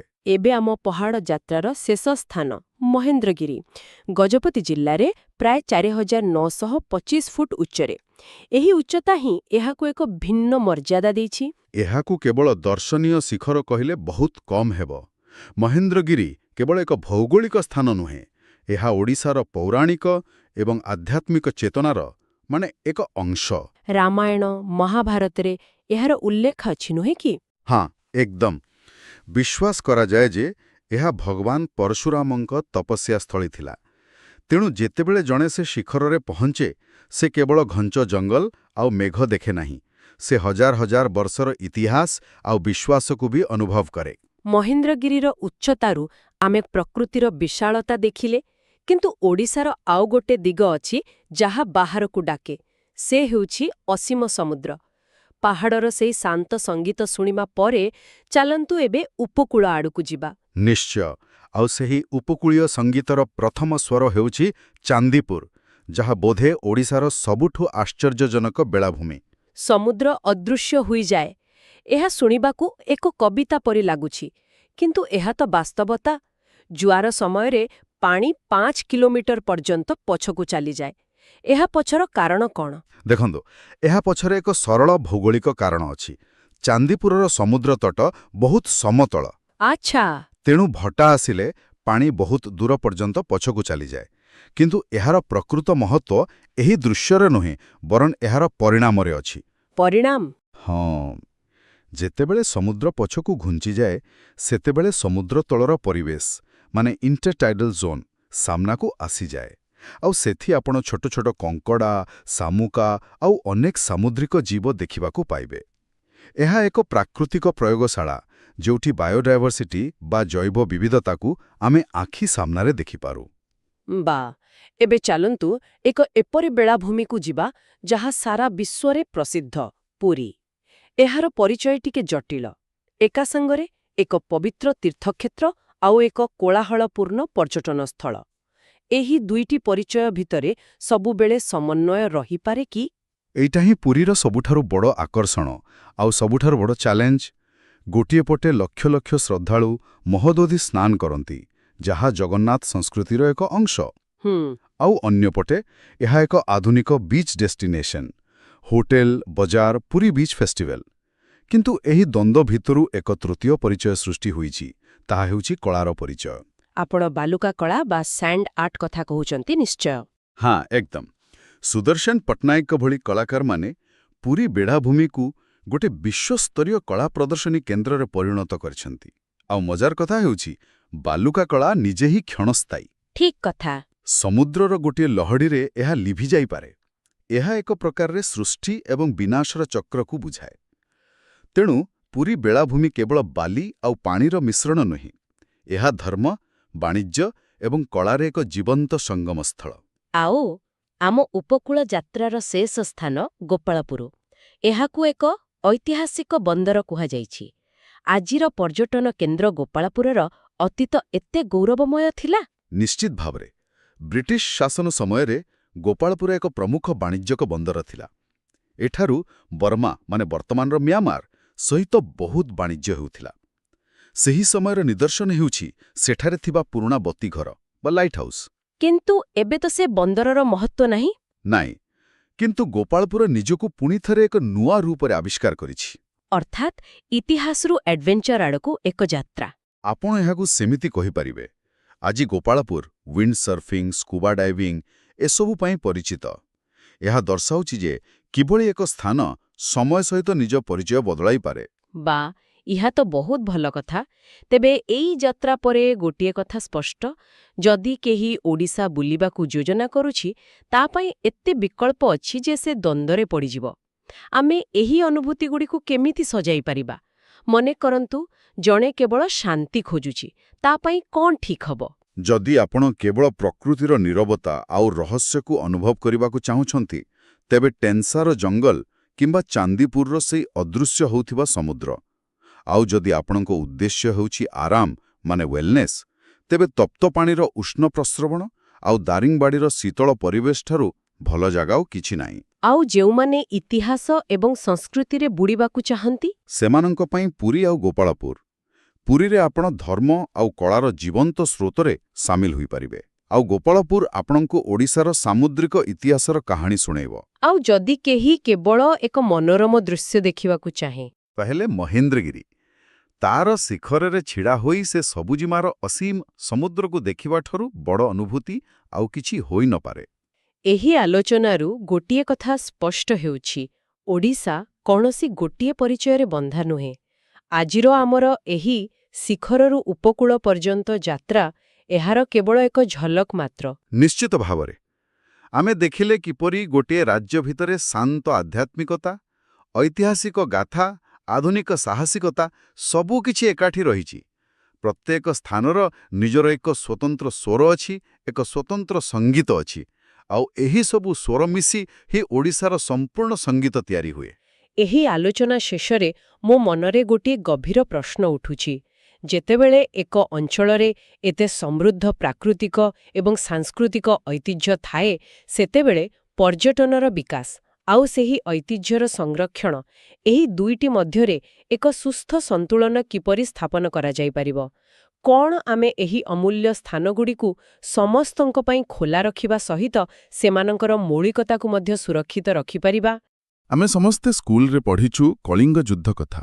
ସମ୍ରାଟ ଅଶୋକ, ଦୟା ନଦୀ ଆଉ ସେ ରକ୍ତର ସୁଅ, ତାପରେ ତାଙ୍କର ସେହି ହୃଦୟ ପରିବର୍ତ୍ତନ। ଏ କାହାଣୀ ତ ସମସ୍ତଙ୍କୁ ଜଣା। ହଁ, କିନ୍ତୁ ପ୍ରଶ୍ନ ହେଉଛି, ତାପରେ କ'ଣ ହେଲା? ଅଶୋକଙ୍କ ପରେ କଳିଙ୍ଗର ମାଟିରେ ସେହି ବୌଦ୍ଧ ଧର୍ମର ତାର ଗତି କ'ଣ ଥିଲା? ଆଜି ଆମେ ଓଡ଼ିଶାର ସେହି ଲୁକ୍କାୟିତ ବୌଦ୍ଧ ଐତିହ୍ୟର ଏକ ଗଭୀର ଅନୁସନ୍ଧାନ କରିବାକୁ ଯାଉଛୁ। ଆମ ପାଖରେ ଯେଉଁ ସୋର୍ସେସ୍ ଅଛି, ସେଗୁଡ଼ିକ ଏକ ହଜିଯାଇଥିବା ଅଧ୍ୟାୟର ପୃଷ୍ଠା ପରି।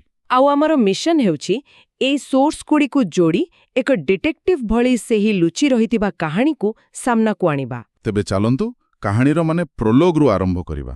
ଆଧୁନିକ ଓଡ଼ିଶା ହିଁ ଥିଲା ପ୍ରାଚୀନ କଳିଙ୍ଗ, ଆଉ ଏଇଠି ହିଁ ଖ୍ରୀଷ୍ଟପୂର୍ବ 261ରେ ସେହି ଭୟଙ୍କର ଯୁଦ୍ଧ ହୋଇଥିଲା। ହଁ, ବିଶ୍ୱ ଇତିହାସର ସବୁଠାରୁ ରକ୍ତାକ୍ତ ଯୁଦ୍ଧମାନଙ୍କ ମଧ୍ୟରୁ ଗୋଟିଏ। ଆଉ କୁହାଯାଏ ଏହି ଯୁଦ୍ଧର ଭୟାବହତା ଦେଖି ଚଣ୍ଡାଶୋକ ଧର୍ମାଶୋକରେ ପରିଣତ ହୋଇଥିଲେ। ଏକ୍ଜାକ୍ଟଲି। ଆଉ ଏ ପରିବର୍ତ୍ତନର ଇମ୍ପାକ୍ଟକୁ ଆମେ କମ୍ ଭାବିବା ଆଦୌ ଉଚିତ ନୁହେଁ। ଏହା କେବଳ ଜଣେ ରାଜାଙ୍କର ବ୍ୟକ୍ତିଗତ ସ୍ପିରିଚୁଆଲ ଜର୍ଣ୍ଣି ନଥିଲା, ମାନେ ଯୁଦ୍ଧ କରି ରାଜ୍ୟ ଜୟ କରିବା। ଠିକ୍। କିନ୍ତୁ ଅଶୋକ ଏହି ଧାରଣାକୁ ବଦଳାଇ ଧର୍ମ ବିଜୟର ଆରମ୍ଭ କଲେ, ଅର୍ଥାତ୍ ଶାନ୍ତି, କରୁଣା ଏବଂ ଧର୍ମ ମାଧ୍ୟମରେ ଲୋକଙ୍କର ହୃଦୟ ଜିଣିବା। ଆଉ ଏହାର ସବୁଠାରୁ ଶକ୍ତିଶାଳୀ ସିମ୍ବଲ ଆଜି ବି ଧଉଳିରେ ଅଛି। ହଁ, ଆପଣ ସେହି ପଥରରେ ଖୋଦିତ ହାତୀ କଥା କହୁଛନ୍ତି ନା? ଆବ୍ସଲ୍ୟୁଟଲି। ଧଉଳି ପାହାଡ଼ରେ ଥିବା ସେହି ବିଶାଳ ପଥରର ହାତୀଟା କେବଳ ଗୋଟେ କଳାକୃତି ନୁହେଁ। ହାତୀ ହେଉଛି ଶାନ୍ତି ଏବଂ ବୁଦ୍ଧଙ୍କର ପ୍ରତୀକ। ତା ତଳେ ଥିବା ଅଶୋକଙ୍କର ଶିଳାଲେଖରେ ଯୁଦ୍ଧ ବଦଳରେ କରୁଣା ଏବଂ ନ୍ୟାୟର କଥା କୁହାଯାଇଛି। ମାନେ ସେହି ଗୋଟିଏ ସ୍ଥାନରେ ହିଂସାର ସ୍ମୃତି ଆଉ ଶାନ୍ତିର ପ୍ରତିଶ୍ରୁତି ଏକାଠି ରହିଛି। ଆଉ ସେ ଲେଗାସି ଆଜି ବି ଜୀବିତ।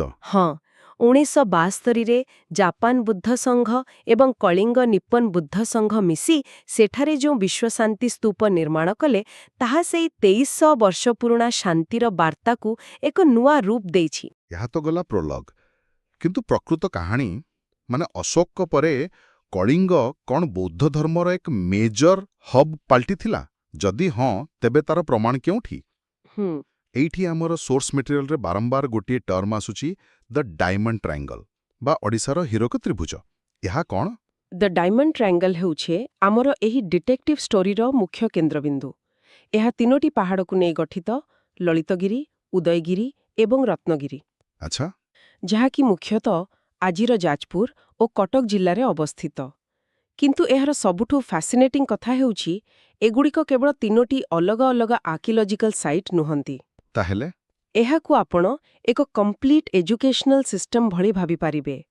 ଲଳିତଗିରି ଥିଲା ବୌଦ୍ଧ ଧର୍ମର ପ୍ରାଇମେରୀ ସ୍କୁଲ, ଉଦୟଗିରି ଥିଲା ହାଇସ୍କୁଲ, ଆଉ ରତ୍ନଗିରି ଥିଲା ଏକ ୱାର୍ଲ୍ଡ କ୍ଲାସ୍ ୟୁନିଭର୍ସିଟି, ଏକ୍ଜାକ୍ଟଲି, ଯୋଉଠି ପୋଷ୍ଟ ଗ୍ରାଜୁଏଟ୍ ରିସର୍ଚ୍ଚ ହେଉଥିଲା। ୱାଓ! ଏହି ଆନାଲୋଜି ତ ପୁରା କନସେପ୍ଟକୁ ସହଜ କରିଦେଲା। କିନ୍ତୁ ଏହାର ଅର୍ଥ କ'ଣ? ପ୍ରାଇମେରୀ ସ୍କୁଲରୁ ୟୁନିଭର୍ସିଟି ପର୍ଯ୍ୟନ୍ତ ଏହା କ'ଣ ବୌଦ୍ଧ ଧର୍ମର ଅଲଗା ଅଲଗା ଷ୍ଟେଜକୁ ବୁଝାଉଛି? ଆବ୍ସଲ୍ୟୁଟଲି। ଏହି 3ଟି ସ୍ଥାନ ଓଡ଼ିଶାରେ ବୌଦ୍ଧ ବିଚାରଧାରାର ସମ୍ପୂର୍ଣ୍ଣ ବିବର୍ତ୍ତନ ବା ଏଭଲ୍ୟୁସନକୁ ଦର୍ଶାଏ। କେମିତି? ଦେଖନ୍ତୁ, ସବୁଠାରୁ ପୁରୁଣା ଲଳିତଗିରିରେ ଆମେ ହୀନଯାନର ପ୍ରଭାବ ଦେଖୁ। ତାପରେ ଉଦୟଗିରିରେ ମହାଯାନର ବିକାଶ ହେଲା, ଆଉ ଶେଷରେ ରତ୍ନଗିରିରେ ବଜ୍ରଯାନ ବା ତାନ୍ତ୍ରିକ ବୌଦ୍ଧ ଧର୍ମର ଚରମ ଉତ୍କର୍ଷ ଦେଖିବାକୁ ମିଳେ।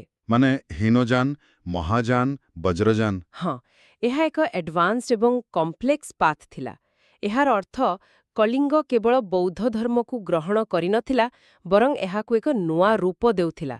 ଏହା ଏକ ଇନୋଭେସନ ହବ୍ ଥିଲା। ଠିକ୍ ଅଛି। ତେବେ ଚାଲନ୍ତୁ ଏହି ପ୍ରାଇମେରୀ ସ୍କୁଲରେ ଆରମ୍ଭ କରିବା। ଲଳିତଗିରି ଏହାକୁ ସବୁଠାରୁ ପୁରୁଣା କୁହାଯାଏ। ଏଠାରେ ଏମିତି କ'ଣ ଖାସ୍ ମିଳିଛି? ଲଳିତଗିରିର ସମୟକାଳ ଖ୍ରୀଷ୍ଟାବ୍ଦ 1ମ ଶତାବ୍ଦୀରୁ ଆରମ୍ଭ।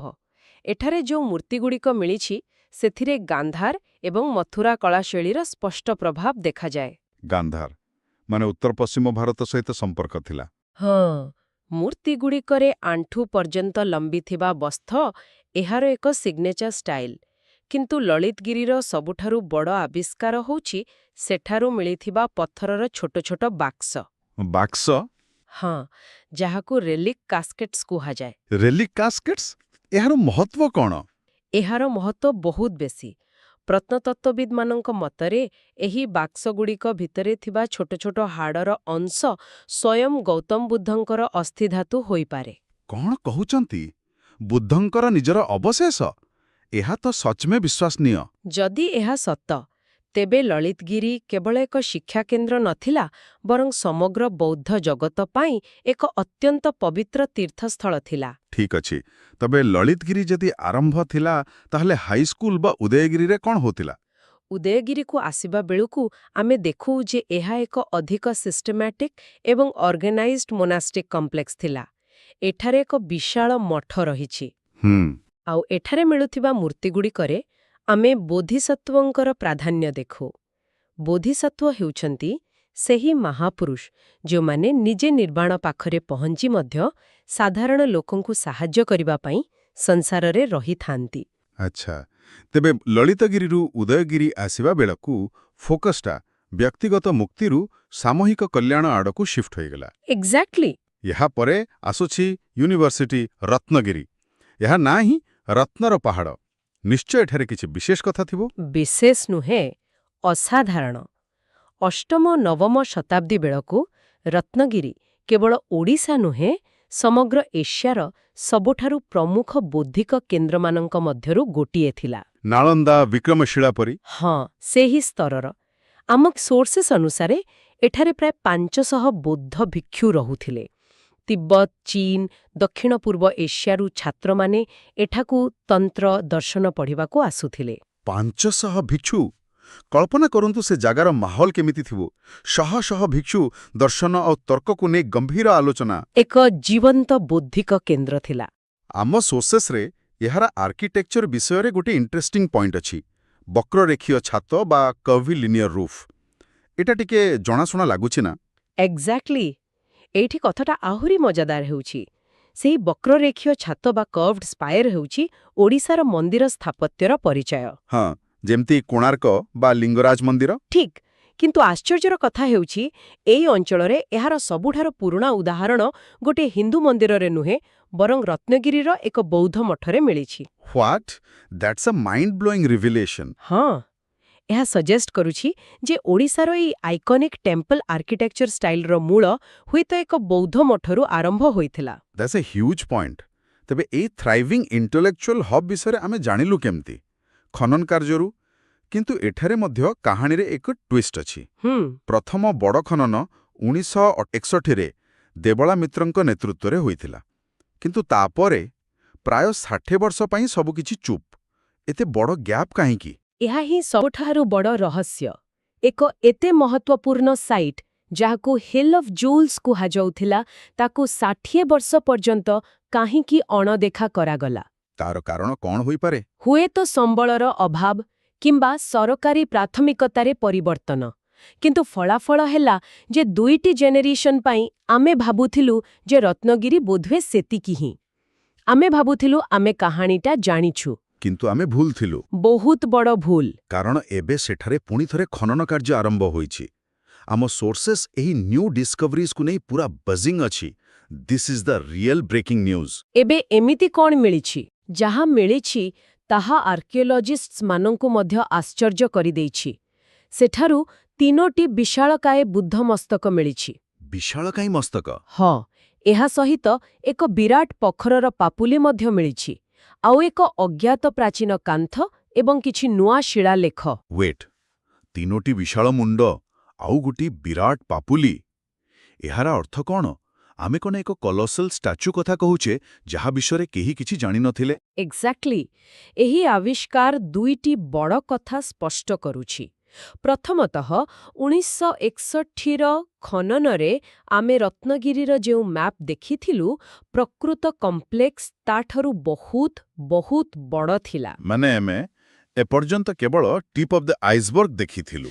ଠିକ୍। ଆଉ ଦ୍ୱିତୀୟରେ ସେହି ବିଶାଳ ମସ୍ତକ ଏବଂ ପାପୁଲି ସଂକେତ ଦେଉଛି ଯେ ଏକଦା ସେଠାରେ ଏକ ଅତି ବିଶାଳକାର ବୁଦ୍ଧ ମୂର୍ତ୍ତି ଥିଲା। ଏହି ଗୋଟିଏ ଆବିଷ୍କାର ରତ୍ନଗିରିର ସ୍କେଲ ଏବଂ ଗ୍ରାଣ୍ଡୁର ବିଷୟରେ ଆମର ପୁରା ଧାରଣାକୁ ବଦଳାଇ ଦେଇଛି। ସମ୍ପୂର୍ଣ୍ଣ ଭାବେ। କିନ୍ତୁ ଏହାର ପ୍ରଭାବ କ'ଣ ପୁରା ଓଡ଼ିଶାର ବୌଦ୍ଧ ଇତିହାସ ଉପରେ ପଡ଼ୁଛି? ଏହି ଇଣ୍ଟେଲେକ୍ଚୁଆଲ ଏନର୍ଜି କ'ଣ କେବଳ ହୀରକ ତ୍ରିଭୁଜ ଭିତରେ ସୀମିତ ଥିଲା? ଏହା ଏକ ଏକ୍ସେଲେଣ୍ଟ କ୍ୱେଶ୍ଚନ୍। ଆଉ ଉତ୍ତର ହେଉଛି ନା। ହୀରକ ତ୍ରିଭୁଜ କେବଳ କେନ୍ଦ୍ର ଥିଲା, କିନ୍ତୁ ଏହାର ନେଟୱାର୍କ ପୁରା କଳିଙ୍ଗରେ ବ୍ୟାପିଥିଲା। ଏହାର ସବୁଠାରୁ ଭଲ ଉଦାହରଣ ହେଉଛି ପଦ୍ମପୁର। ପଦ୍ମପୁର? ହଁ, ଏହା 7ମ ଶତାବ୍ଦୀର ପ୍ରସିଦ୍ଧ ବୌଦ୍ଧ ଦାର୍ଶନିକ ଧର୍ମକୀର୍ତ୍ତିଙ୍କର ଜନ୍ମସ୍ଥାନ ଥିଲା ବୋଲି ଶିଳାଲେଖରୁ ପ୍ରମାଣ ମିଳେ। ଆମ ସୋର୍ସେସ୍ରେ ପଦ୍ମପୁର ବିଷୟରେ ଆଉ ଗୋଟିଏ ଶବ୍ଦ ଅଛି, ସିନକ୍ରେଟିଜମ୍। ଏହା ଏକ ହେଭି ୱାର୍ଡ। ଏହାର ଅର୍ଥ କ'ଣ ଏଠି? ସିନକ୍ରେଟିଜମ୍ର ସରଳ ଅର୍ଥ ହେଉଛି ବିଭିନ୍ନ ଧର୍ମ ଓ ସଂସ୍କୃତିର ମିଳନ।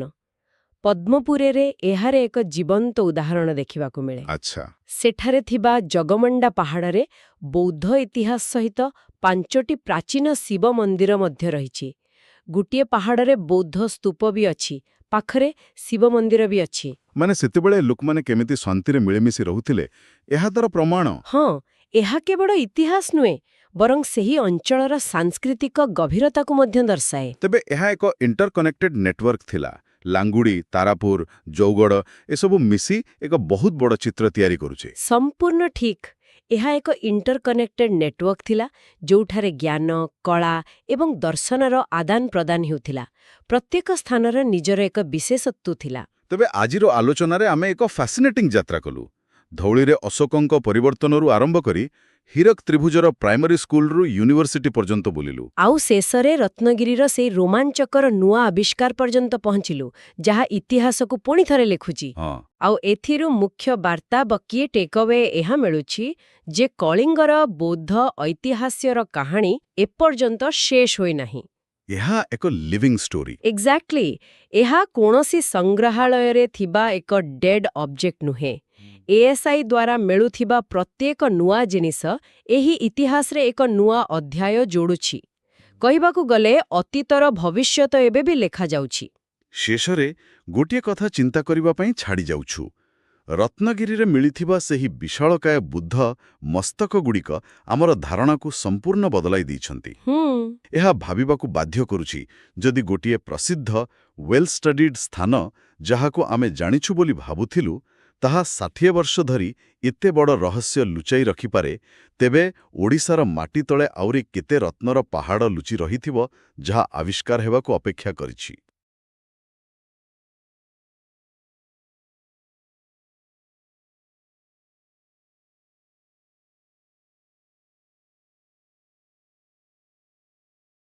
ଆମର ଏହି ବିଶେଷ ଆଲୋଚନାକୁ ସ୍ୱାଗତ।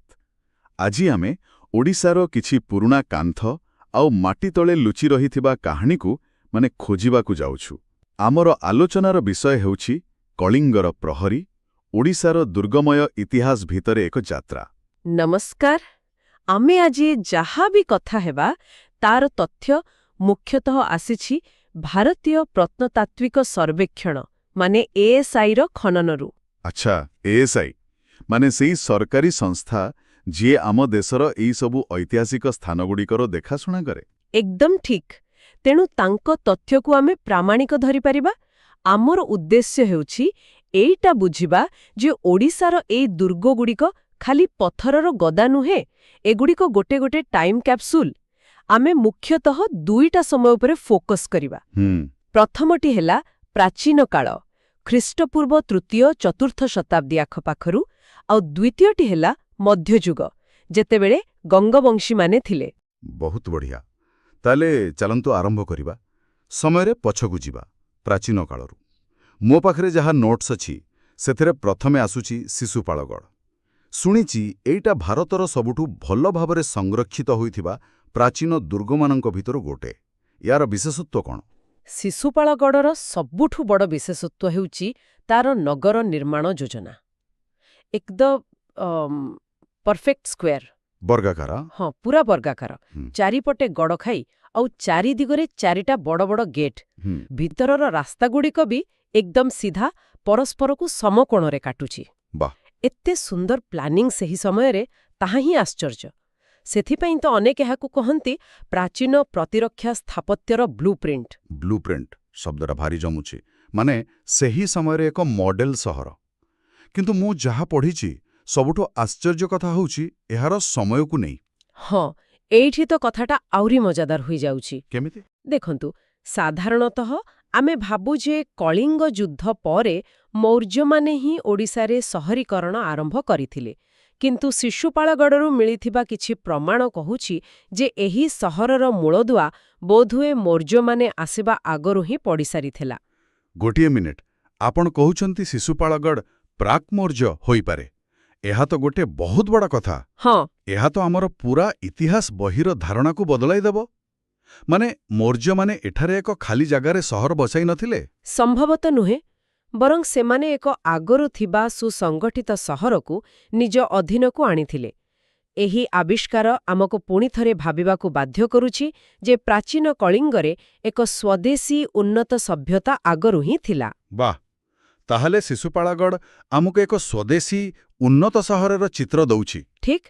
ତାହେଲେ ଯେତେବେଳେ ସେହି ସମୟର ସୁପର ପାୱାର ମାନେ ମୌର୍ଯ୍ୟମାନେ ଏଠାକୁ ଆସିଲେ ସେତେବେଳେ କ'ଣ ହେଲା? ମୋତେ ଲାଗୁଛି ଏହାର ଉତ୍ତର ଆମକୁ ଜୌଗଡ଼ରେ ମିଳିବ। ଠିକ୍ ଧରିଛନ୍ତି। ଜୌଗଡ଼ ହେଉଛି ମୌର୍ଯ୍ୟ ସାମ୍ରାଜ୍ୟର ଶକ୍ତି ପ୍ରଦର୍ଶନର ଏକ ଜ୍ୱଳନ୍ତ ଉଦାହରଣ। ଏହାକୁ ଆମେ ଆଜିକା ଦିନର ଗୋଟେ ଜିଲ୍ଲା ମୁଖ୍ୟାଳୟ ବା ପ୍ରାଦେଶିକ ରାଜଧାନୀ ସହିତ ତୁଳନା କରିପାରିବା। ଆଚ୍ଛା। ଆଉ ଏଠାରୁ ହିଁ ସମ୍ରାଟ ଅଶୋକଙ୍କର ଶିଳାଲେଖ ମିଳିଛି, ଯାହା ଧଳିରେ ବି ଅଛି। ଆଉ ଏହି ଶିଳାଲେଖଗୁଡ଼ିକର ମହତ୍ତ୍ୱ କ'ଣ? ଏଗୁଡ଼ିକ କ'ଣ କେବଳ ରାଜାଙ୍କର ଧର୍ମୋପଦେଶ ଥିଲା?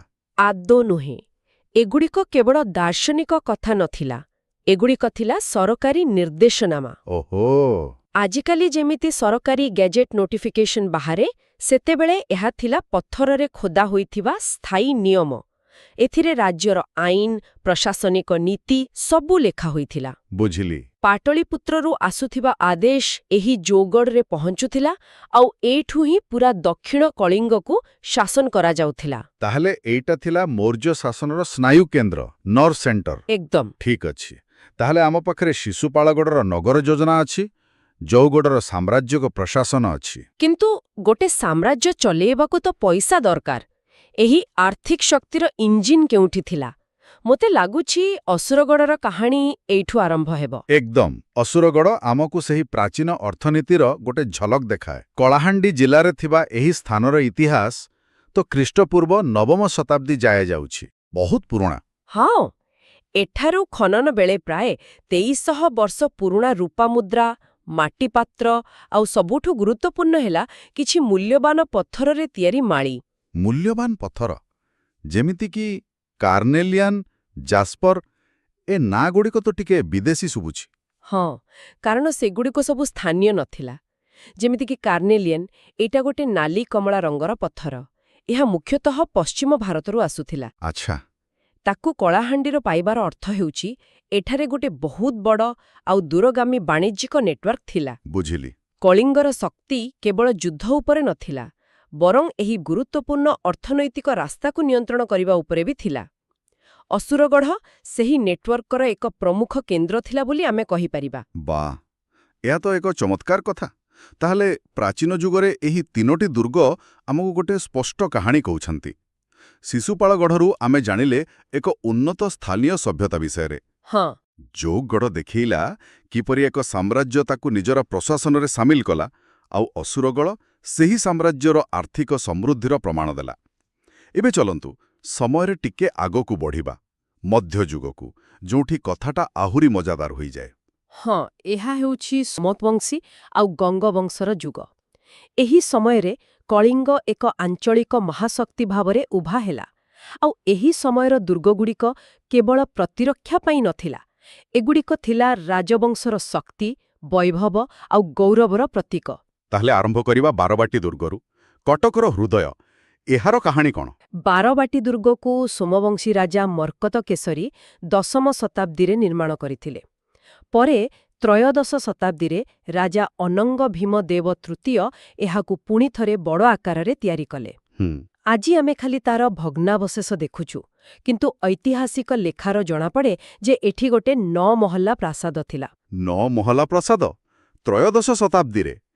ସତରେ ଏଇଟା ଶୁଣିବାକୁ ହିଁ ଅବିଶ୍ୱାସନୀୟ ଲାଗୁଛି। କିନ୍ତୁ ଆଜି ତ ସେଠି ଖାଲି ଗୋଟେ ଫାଟକ ଆଉ କିଛି ମାଟିର ଢିପ ଅଛି। ତ ପ୍ରତ୍ନତତ୍ତ୍ୱବିତ୍ମାନେ ଏହି 9 ମହଲା କଥାକୁ ନେଇ କେତେ ନିଶ୍ଚିତ? ଏଇଟା ଗୋଟେ ଭଲ ପ୍ରଶ୍ନ।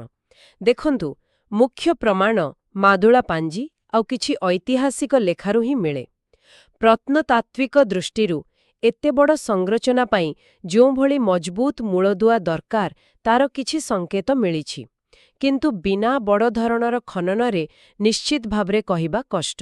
ଆଚ୍ଛା। ତେବେ ଏହାର ବିଶାଳ ଗଡ଼ଖାଇ ଆଉ ତାର ଷ୍ଟ୍ରାଟେଜିକ୍ ଲୋକେସନ ମାନେ ରଣନୈତିକ ଅବସ୍ଥିତି ଏହାକୁ ସେହି ସମୟର ସବୁଠୁ ଗୁରୁତ୍ୱପୂର୍ଣ୍ଣ ରାଜନୈତିକ କେନ୍ଦ୍ର ବୋଲି ପ୍ରମାଣିତ କରେ। ଏହା ଥିଲା ଶକ୍ତିର ପ୍ରକୃତ ଆସନ। ଠିକ୍ ଅଛି। ବାରବାଟୀ ଯଦି ଶକ୍ତିର ପ୍ରଦର୍ଶନ ଥିଲା, ତାହେଲେ ଚୁଡ଼ଙ୍ଗଗଡ଼ କ'ଣ ଥିଲା? ଏହାର ନାଁ ଟିକେ ଅଲଗା ଲାଗୁଛି। ଚୁଡ଼ଙ୍ଗଗଡ଼, ଯାହାର ପୁରୁଣା ନାଁ ଥିଲା ସାରଙ୍ଗଗଡ଼। ସାରଙ୍ଗଗଡ଼। ହଁ, ଏଇଟା ସୌନ୍ଦର୍ଯ୍ୟ ଆଉ ପ୍ରକୃତିର ଗୋଟେ ସୁନ୍ଦର ମିଶ୍ରଣ। ସାରଙ୍ଗ ଗୋଟେ ସଂସ୍କୃତ ଶବ୍ଦ ଯାହାର ଅର୍ଥ ପଦ୍ମ। ଓହୋ। କୁହାଯାଏ ସେହି ଅଞ୍ଚଳରେ ଥିବା ଅନେକ ପଦ୍ମ ପୁଷ୍କରିଣୀ ପାଇଁ ତାର ନାଁ ଏମିତି ରଖାଯାଇଥିଲା। ଏହାକୁ ଦ୍ୱାଦଶ ଶତାବ୍ଦୀରେ ସୋମବଂଶୀ ରାଜା ଲାଲାଟେନ୍ଦୁକେଶରୀ ତିଆରି କରିଥିଲେ। ମାନେ ଦୁର୍ଗ କେବଳ ଯୁଦ୍ଧ ପାଇଁ ନଥିଲା, ସେଥିରେ ସୌନ୍ଦର୍ଯ୍ୟବୋଧ ବି ଥିଲା। ନିଶ୍ଚିତ ଭାବରେ ଏହା କେଶରୀ ବଂଶର କଳାତ୍ମକ ଦୃଷ୍ଟିକୋଣକୁ ଦର୍ଶାଏ। ଏହା ଆମକୁ କହେ ଯେ ଦୁର୍ଗଗୁଡ଼ିକ ଖାଲି ପଥରର କାନ୍ଥ ନଥିଲା, ସେଗୁଡ଼ିକ ଶାସକମାନଙ୍କର ପରିଚୟର ଗୋଟେ ଅଂଶ ଥିଲା, ଯେଉଁଠି ସୁରକ୍ଷା ସହିତ ସୌନ୍ଦର୍ଯ୍ୟକୁ ବି ସ୍ଥାନ ଦିଆଯାଉଥିଲା। ଏହା ଏକ ଭିନ୍ନ ଦୃଷ୍ଟିକୋଣ। ଆମେ ଶକ୍ତି ଦେଖିଲେ, ସୌନ୍ଦର୍ଯ୍ୟ ଦେଖିଲେ। ଏବେ ଆମର ଶେଷ ଦୁର୍ଗକୁ ଆସିବା, ରାଇବଣିଆ। ଏହାକୁ ତ ପୂର୍ବ ଭାରତର ଲୌହ ପ୍ରାଚୀର ବୋଲି କୁହାଯାଏ। ଏହାର କାହାଣୀ କ'ଣ? ରାଇବଣିଆ ଦୁର୍ଗ ହେଉଛି ପୂର୍ବ ଭାରତର ସବୁଠୁ ବଡ଼ ମଧ୍ୟଯୁଗୀୟ ଦୁର୍ଗ। ଏହା କେବଳ ଗୋଟେ ଦୁର୍ଗ ନୁହେଁ, ଏହା ଏକ ସାମରିକ ରଣନୀତିର ଚରମ ନିଦର୍ଶନ। ଏହାକୁ ତ୍ରୟୋଦଶ ଶତାବ୍ଦୀରେ ରାଜା ଲାଙ୍ଗୁଳା ନରସିଂହଦେବ ନିର୍ମାଣ କରିଥିଲେ। ଲାଙ୍ଗୁଳା ନରସିଂହଦେବ, ଯିଏ କୋଣାର୍କ ମନ୍ଦିର ତିଆରି କରିଥିଲେ? ହଁ, ସେହି ରାଜା। ୱାଃ, ଏଇଟା ତ ବଡ଼ ଆଶ୍ଚର୍ଯ୍ୟ କଥା। ଜଣେ ରାଜା ଦୁନିଆର ସବୁଠୁ ସୁନ୍ଦର ମନ୍ଦିର ଭିତରୁ ଗୋଟିଏ ତିଆରି କରୁଛନ୍ତି, ଆଉ ସେହି ସମୟର ପୂର୍ବ ଭାରତର ସବୁଠୁ ବଡ଼ ସାମରିକ ଦୁର୍ଗ ବି ତିଆରି କରୁଛନ୍ତି। ଏହା ସେହି ଯୁଗର ପ୍ରାଥମିକତା ବିଷୟରେ ସବୁକିଛି କହିଦିଏ। ରାଜ୍ୟ ଚଳେଇବାକୁ ଈଶ୍ୱରଙ୍କର ଆଶୀର୍ବାଦ ସହିତ ସାମରିକ ଶକ୍ତି ବି ଦରକାର ଥିଲା। ଠିକ୍। ଆଉ ରାଇବଣିଆର ନିର୍ମାଣ ଗୋଟେ ନିର୍ଦ୍ଦିଷ୍ଟ ଉଦ୍ଦେଶ୍ୟରେ ହୋଇଥିଲା। ବଙ୍ଗାଳାରୁ ବାରମ୍ବାର ହେଉଥିବା ମୋଗଲ ଆକ୍ରମଣକୁ ରୋକିବା ପାଇଁ ଏହା ଉତ୍ତର ସୀମାରେ ଏକ ଅଭେଦ୍ୟ ପ୍ରାଚୀର ଭଳି ଠିଆ ହୋଇଥିଲା। ବୁଝିଲି, ଗୋଟେ ବଡ଼ ଡିଫେନ୍ସ ସିଷ୍ଟମ। ଏହାର ଆଉ କିଛି ବିଶେଷତ୍ୱ ଅଛି କି? ହଁ, ଦୁଇଟା କଥା ବହୁତ ଆକର୍ଷଣୀୟ। ପ୍ରଥମତଃ, ଏହି ବିଶାଳ ଦୁର୍ଗ ପରିସରରେ 161 ଜଣ ଦୁର୍ଗ ଦେବୀଙ୍କ ମନ୍ଦିର ରହିଛି। 161? ହଁ, ଆଉ ଦ୍ୱିତୀୟରେ ଏହାର ସ୍ଥାପତ୍ୟରେ ବୌଦ୍ଧ କାଳର ପ୍ରଭାବ ବି ଦେଖିବାକୁ ମିଳେ, ଯାହା ଓଡ଼ିଶାର ସାଂସ୍କୃତିକ ସମନ୍ୱୟର ଏକ ସୁନ୍ଦର ଉଦାହରଣ। ତାହେଲେ ଏହି ପୁରା ଆଲୋଚନାକୁ ଯଦି ଆମେ ଏକାଠି ଦେଖିବା, ତେବେ ଗୋଟିଏ ସ୍ପଷ୍ଟ ଚିତ୍ର ସାମ୍ନାକୁ ଆସୁଛି। ଏହି 6ଟି ଦୁର୍ଗ ଖାଲି 6ଟି ଅଲଗା ସ୍ଥାନ ନୁହେଁ, ବରଂ ଏଗୁଡ଼ିକ ଓଡ଼ିଶାର ବିବର୍ତ୍ତନର କାହାଣୀ କହୁଛନ୍ତି। ଏକଦମ ଠିକ୍। ଯଦି ଆମେ ଏହାକୁ ଗୋଟେ ବଡ଼ ଚିତ୍ର ଭାବରେ ଦେଖିବା, ତେବେ ଆମେ କଳିଙ୍ଗର ପୁରା ଯାତ୍ରାଟାକୁ ଦେଖିପାରିବା। ପ୍ରଥମେ ପ୍ରାଚୀନ କାଳରେ ଶିଶୁପାଳଗଡ଼ ଆଉ ଅସୁରଗଡ଼ ଭଳି ସ୍ଥାନରେ ଏହା ଏକ ସମୃଦ୍ଧ ବାଣିଜ୍ୟ କେନ୍ଦ୍ର ଥିଲା। ହଁ। ତାପରେ ମୌର୍ଯ୍ୟ ଯୁଗରେ ଜୌଗଡ଼ ଭଳି ସ୍ଥାନରେ ଏହା ଏକ ବିଶାଳ ସାମ୍ରାଜ୍ୟର ପ୍ରଶାସନିକ କେନ୍ଦ୍ରରେ ପରିଣତ ହେଲା। ଏବଂ ଶେଷରେ ମଧ୍ୟଯୁଗରେ ଯେତେବେଳେ ସ୍ଥାନୀୟ ରାଜବଂଶମାନେ ଶକ୍ତିଶାଳୀ ହେଲେ, ବାରବାଟୀ ରାଜକୀୟ ଶକ୍ତିର କେନ୍ଦ୍ର ପାଲଟିଲା ଏବଂ ରାୟଭଣିଆ ଭଳି ଦୁର୍ଗ ବାହ୍ୟ ଆକ୍ରମଣରୁ ନିଜ ସାର୍ବଭୌମତ୍ୱକୁ ରକ୍ଷା କରୁଥିବା ଏକ ଅଭେଦ୍ୟ ସାମରିକ ଶକ୍ତିର ପ୍ରତୀକ ହେଲା। ଏହା କେବଳ ଦୁର୍ଗର ଇତିହାସ ନୁହେଁ, ଏହା ଓଡ଼ିଶାର ଇତିହାସ। ସଠିକ୍ କହିଲେ। ଏହା ହିଁ ଏହି ଦୁର୍ଗଗୁଡ଼ିକର ପ୍ରକୃତ ମହତ୍ତ୍ୱ। ଏହି ଦୁର୍ଗଗୁଡ଼ିକ କେବଳ ଇଟା ଆଉ ପଥରର କାନ୍ଥ ନୁହେଁ, ଏଗୁଡ଼ିକ ପ୍ରାଚୀନ ବାଣିଜ୍ୟ ପଥରୁ ଆରମ୍ଭ କରି ମଧ୍ୟଯୁଗୀୟ ଯୁଦ୍ଧକ୍ଷେତ୍ର ପର୍ଯ୍ୟନ୍ତ ମଣିଷର ଅଭିଳାଷା, ସଂଘର୍ଷ ଆଉ ସଫଳତାର ଏକ ନିରବଚ୍ଛିନ୍ନ କାହାଣୀ। ଏଗୁଡ଼ିକ କେବଳ ଓଡ଼ିଶା ନୁହେଁ, ବରଂ ସମଗ୍ର ଭାରତର ଇତିହାସର କିଛି ଗୁରୁତ୍ୱପୂର୍ଣ୍ଣ ଅଧ୍ୟାୟ। ଆଉ ଏହି ଆଲୋଚନା ଶେଷରେ ଗୋଟେ ବଡ଼ ପ୍ରଶ୍ନ ମନକୁ ଆସୁଛି। ବିନା କୌଣସି ଆଧୁନିକ ଟେକ୍ନୋଲୋଜିରେ, ବିନା କମ୍ପ୍ୟୁଟର କି ଜିପିଏସ୍ରେ ହଜାର ହଜାର ବର୍ଷ ପୂର୍ବେ ଏତେ ସଠିକ୍, ଏତେ ରଣନୈତିକ ଆଉ ଏତେ ସୁନ୍ଦର ଭାବରେ ନିର୍ମିତ ଏହି ଦୁର୍ଗଗୁଡ଼ିକ ଆମକୁ କ'ଣ ସୂଚନା ଦିଏ? ପ୍ରାଚୀନ ଓ ମଧ୍ୟଯୁଗୀୟ କଳିଙ୍ଗର ଇଞ୍ଜିନିୟରିଂ, ନଗର ଯୋଜନା ଆଉ ସମ୍ବଳ ପରିଚାଳନାର ସେହି ବିସ୍ମୃତ ଜ୍ଞାନ ପ୍ରଣାଳୀ ବିଷୟରେ ଆମେ କେତେ କମ୍ ଜାଣିଛେ। ଓଡ଼ିଶାର ମାଟି ତଳେ ଆହୁରି କେତେ ଯେମିତି କାହାଣୀ ଲୁଚି ରହିଛି, ଯାହା ଆବିଷ୍କାର ହେବାକୁ ଅପେକ୍ଷା କରିଛି। ନମସ୍କାର, ଆମର ଏହି ବିଶେଷ ଆଲୋଚନାକୁ ସ୍ୱାଗତ। ଦେଖନ୍ତୁ, ଓଡ଼ିଶା କହିଲେ ସାଧାରଣତଃ ଆମ ମନକୁ ପୁରୀ, କୋଣାର୍କ ଏମିତି କିଛି ଜଣାଶୁଣା ଜାଗା କଥା ଆସେ। କିନ୍ତୁ ଆଜି ଆମେ ସେହି ପରିଚିତ ପୃଷ୍ଠାକୁ ଟିକେ ଓଲଟେଇବା ଆଉ ଇତିହାସର କିଛି ଗଭୀର ଆଉ କମ୍ ଜଣାଶୁଣା ଅଧ୍ୟାୟ ଭିତରକୁ ଯିବା।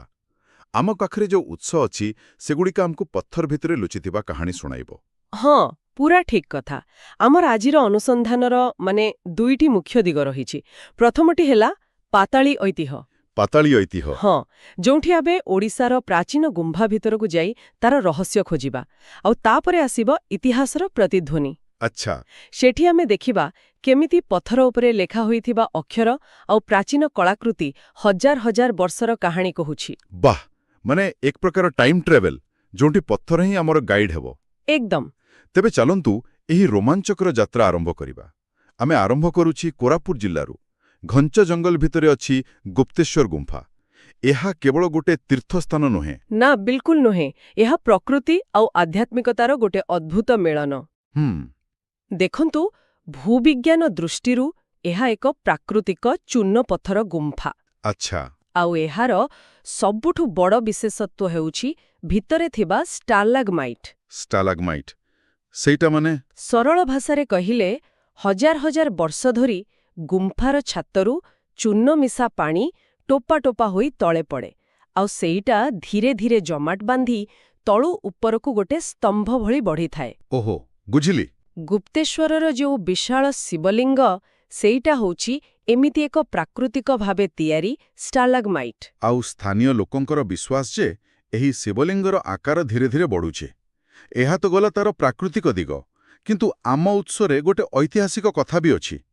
କୁହାଯାଏ ଯେ ଏଇ ମନ୍ଦିରଟି ହୁମାୟୁନ ଖାନଙ୍କ ପରାଜୟ ପରେ ତିଆରି ହୋଇଥିଲା। ହଁ, ଆଉ ଏଇଠି କଥାଟା ଆହୁରି ମଜାଦାର ହୋଇଯାଉଛି। ଦେଖନ୍ତୁ, ସେ ସମୟରେ ମନ୍ଦିର ନିର୍ମାଣ କେବଳ ଗୋଟେ ଧର୍ମକାର୍ଯ୍ୟ ନଥିଲା। ତେବେ ଆଉ କ'ଣ ଥିଲା? ଏହା ରାଜନୈତିକ ଶକ୍ତି ପ୍ରଦର୍ଶନର ଏକ ମାଧ୍ୟମ ବି ଥିଲା। ଗୋଟେ ବଡ଼ ଯୁଦ୍ଧ ଜିତିବା ପରେ ଏମିତି ମନ୍ଦିର ତିଆରି କରିବା, ମାନେ ରାଜା କେବଳ ନିଜର ସାମରିକ ଶକ୍ତି ଦେଖାଉନଥିଲେ, ବରଂ ଈଶ୍ୱରଙ୍କ ଆଶୀର୍ବାଦ ତାଙ୍କ ସହ ଅଛି ବୋଲି ପ୍ରମାଣିତ କରୁଥିଲେ। ଆଚ୍ଛା, ତେଣୁ ଗୁପ୍ତେଶ୍ୱର ଗୋଟେ ଧାର୍ମିକ ପୀଠ ବି ଆଉ ଗୋଟେ ରାଜନୈତିକ ବିଜୟର ସ୍ମାରକୀ ବି। ଏକଦମ। ବା, ଗୋଟିଏ ଜାଗାରେ ଭୂବିଜ୍ଞାନ, ବିଶ୍ୱାସ ଆଉ ଇତିହାସ ସବୁ ଏକାଠି। ଚାଲନ୍ତୁ ଏବେ କୋରାପୁଟରୁ ବାହାରି ଭୁବନେଶ୍ୱର ପାଖକୁ ଆସିବା। ସେଠି ଅଛି ପ୍ରସିଦ୍ଧ ଯମଜ ପାହାଡ଼, ଉଦୟଗିରି ଏବଂ ଖଣ୍ଡଗିରି। ଖ୍ରୀଷ୍ଟପୂର୍ବ 2ୟ ଶତାବ୍ଦୀର, ମାନେ 2000 ବର୍ଷରୁ ବି ଅଧିକ ପୁରୁଣା। ହଁ, ଆଉ ଏହି ଦୁଇଟି ପାହାଡ଼ରେ ଚରିତ୍ର ବି ଟିକେ ଅଲଗା। ଉଦୟଗିରି ମାନେ ସୂର୍ଯ୍ୟୋଦୟର ପାହାଡ଼, ସେଇଟା ପ୍ରାୟ 135 ଫୁଟ ଉଚ୍ଚ। ଆଉ ସେଥିରେ 18ଟି ଗୁମ୍ଫା ଅଛି। ଏଠିକାର ଗୁମ୍ଫାଗୁଡ଼ିକ ଅପେକ୍ଷାକୃତ ବଡ଼, ବହୁତ କାରୁକାର୍ଯ୍ୟ ବି ଅଛି। ଆଉ ଖଣ୍ଡଗିରି? ଖଣ୍ଡଗିରି ବା ଭଙ୍ଗା ପାହାଡ଼ ଟିକେ ଛୋଟ, ପ୍ରାୟ 118 ଫୁଟ, ଆଉ ସେଥିରେ 15ଟି ଗୁମ୍ଫା ଅଛି, ଯାହା ଟିକେ ସରଳ ଧରଣର। ତେବେ ଏହି ଗଠନରେ ଯେଉଁ ଫରକ ଅଛି, ସେଥିରୁ କିଛି ସୂଚନା ମିଳେ କି? ଯେମିତି ଉଦୟଗିରିର ରାଣୀ ଗୁମ୍ଫା 2 ମହଲା ବିଶିଷ୍ଟ, ସେଇଟା ରହିବା ପାଇଁ ଥିଲା। ତାହେଲେ ଖଣ୍ଡଗିରିର ଛୋଟ ଗୁମ୍ଫାଗୁଡ଼ିକ କ'ଣ କେବଳ ଧ୍ୟାନ କରିବା ପାଇଁ ଥିଲା? ଏଇଟା ବହୁତ ଭଲ ପ୍ରଶ୍ନ। ସେମାନଙ୍କର ପ୍ରାଥମିକତା ଅଲଗା ଥିଲା ବୋଲି ଆମେ କହିପାରିବା। ଉଦୟଗିରିରେ ଥିବା ରାଣୀ ଗୁମ୍ଫା ଭଳି ବଡ଼ ବଡ଼ ଗୁମ୍ଫା, ସେଗୁଡ଼ିକ ବୋଧହୁଏ ଉଚ୍ଚପଦସ୍ଥ ଜୈନ ସନ୍ନ୍ୟାସୀ ବା ଗୁରୁମାନଙ୍କ ପାଇଁ ଥିଲା। ଆଚ୍ଛା, ମାନେ ବାସଗୃହ ଆଉ ଶିକ୍ଷା କେନ୍ଦ୍ର ଭଳି। ହଁ, ଠିକ୍ ସେୟା। କିନ୍ତୁ ଖଣ୍ଡଗିରିର ଛୋଟ ସରଳ ଗୁମ୍ଫାଗୁଡ଼ିକ, ସେଗୁଡ଼ିକ ମୁଖ୍ୟତଃ ଏକାନ୍ତରେ ଧ୍ୟାନ ଆଉ କଠୋର ତପସ୍ୟା ପାଇଁ ତିଆରି ହୋଇଥିଲା। ବୁଝିଲି। ଗୋଟେ ପଟେ ସାମୂହିକ ଜୀବନ, ଆଉ ପଟେ ବ୍ୟକ୍ତିଗତ ସାଧନା। ଏକଦମ। ଗୋଟେ ସମ୍ପୂର୍ଣ୍ଣ ମଠ ବ୍ୟବସ୍ଥାର ଚିତ୍ର ଏଥିରୁ ମିଳେ। ଆଉ ହାତୀ ଗୁମ୍ଫା କଥା କହିବା। ତାର ନାଁ ତ ପ୍ରବେଶ ପଥରେ ଥିବା ହାତୀ ମୂର୍ତ୍ତି ପାଇଁ, କିନ୍ତୁ ପ୍ରକୃତ ମହତ୍ତ୍ୱ ତ ସେହି ଗୁମ୍ଫାର କାନ୍ଥରେ ଥିବା ଶିଳାଲେଖରେ, ନୁହେଁ କି? ନିଶ୍ଚିତ ଭାବରେ। ସେଇ ହାତୀଗୁମ୍ଫା ଶିଳାଲେଖ ହେଉଛି ଭାରତୀୟ ଇତିହାସର ଗୋଟେ ଅମୂଲ୍ୟ ରତ୍ନ। ସେଥିରେ ରାଜା ଖାରବେଳଙ୍କ ଶାସନ ବିଷୟରେ ଏତେ ବିସ୍ତୃତ ବିବରଣୀ ଅଛି। ତାଙ୍କର ସାମରିକ ଅଭିଯାନ, ଲୋକ କଲ୍ୟାଣ କାର୍ଯ୍ୟ, ଇତି ସ୍ପଷ୍ଟ ତଥ୍ୟ ଆଉ କେଉଁଠୁ ମିଳେ ନାହିଁ। ମାନେ ଯଦି ଶିଳାଲେଖ ନଥାନ୍ତା, ତେବେ କଳିଙ୍ଗ ଇତିହାସର ଗୋଟେ ବହୁତ ବଡ଼ ଅଧ୍ୟାୟ ଆମ ପାଇଁ ଅନ୍ଧାରରେ ରହିଯାଇଥାନ୍ତା। ସେଇଟା ଖାଲି ପଥର ଉପରେ ଲେଖା ନୁହେଁ, ସେଟା ଇତିହାସର ଗୋଟେ ଜୀବନ୍ତ ସ୍ୱର। ଠିକ୍।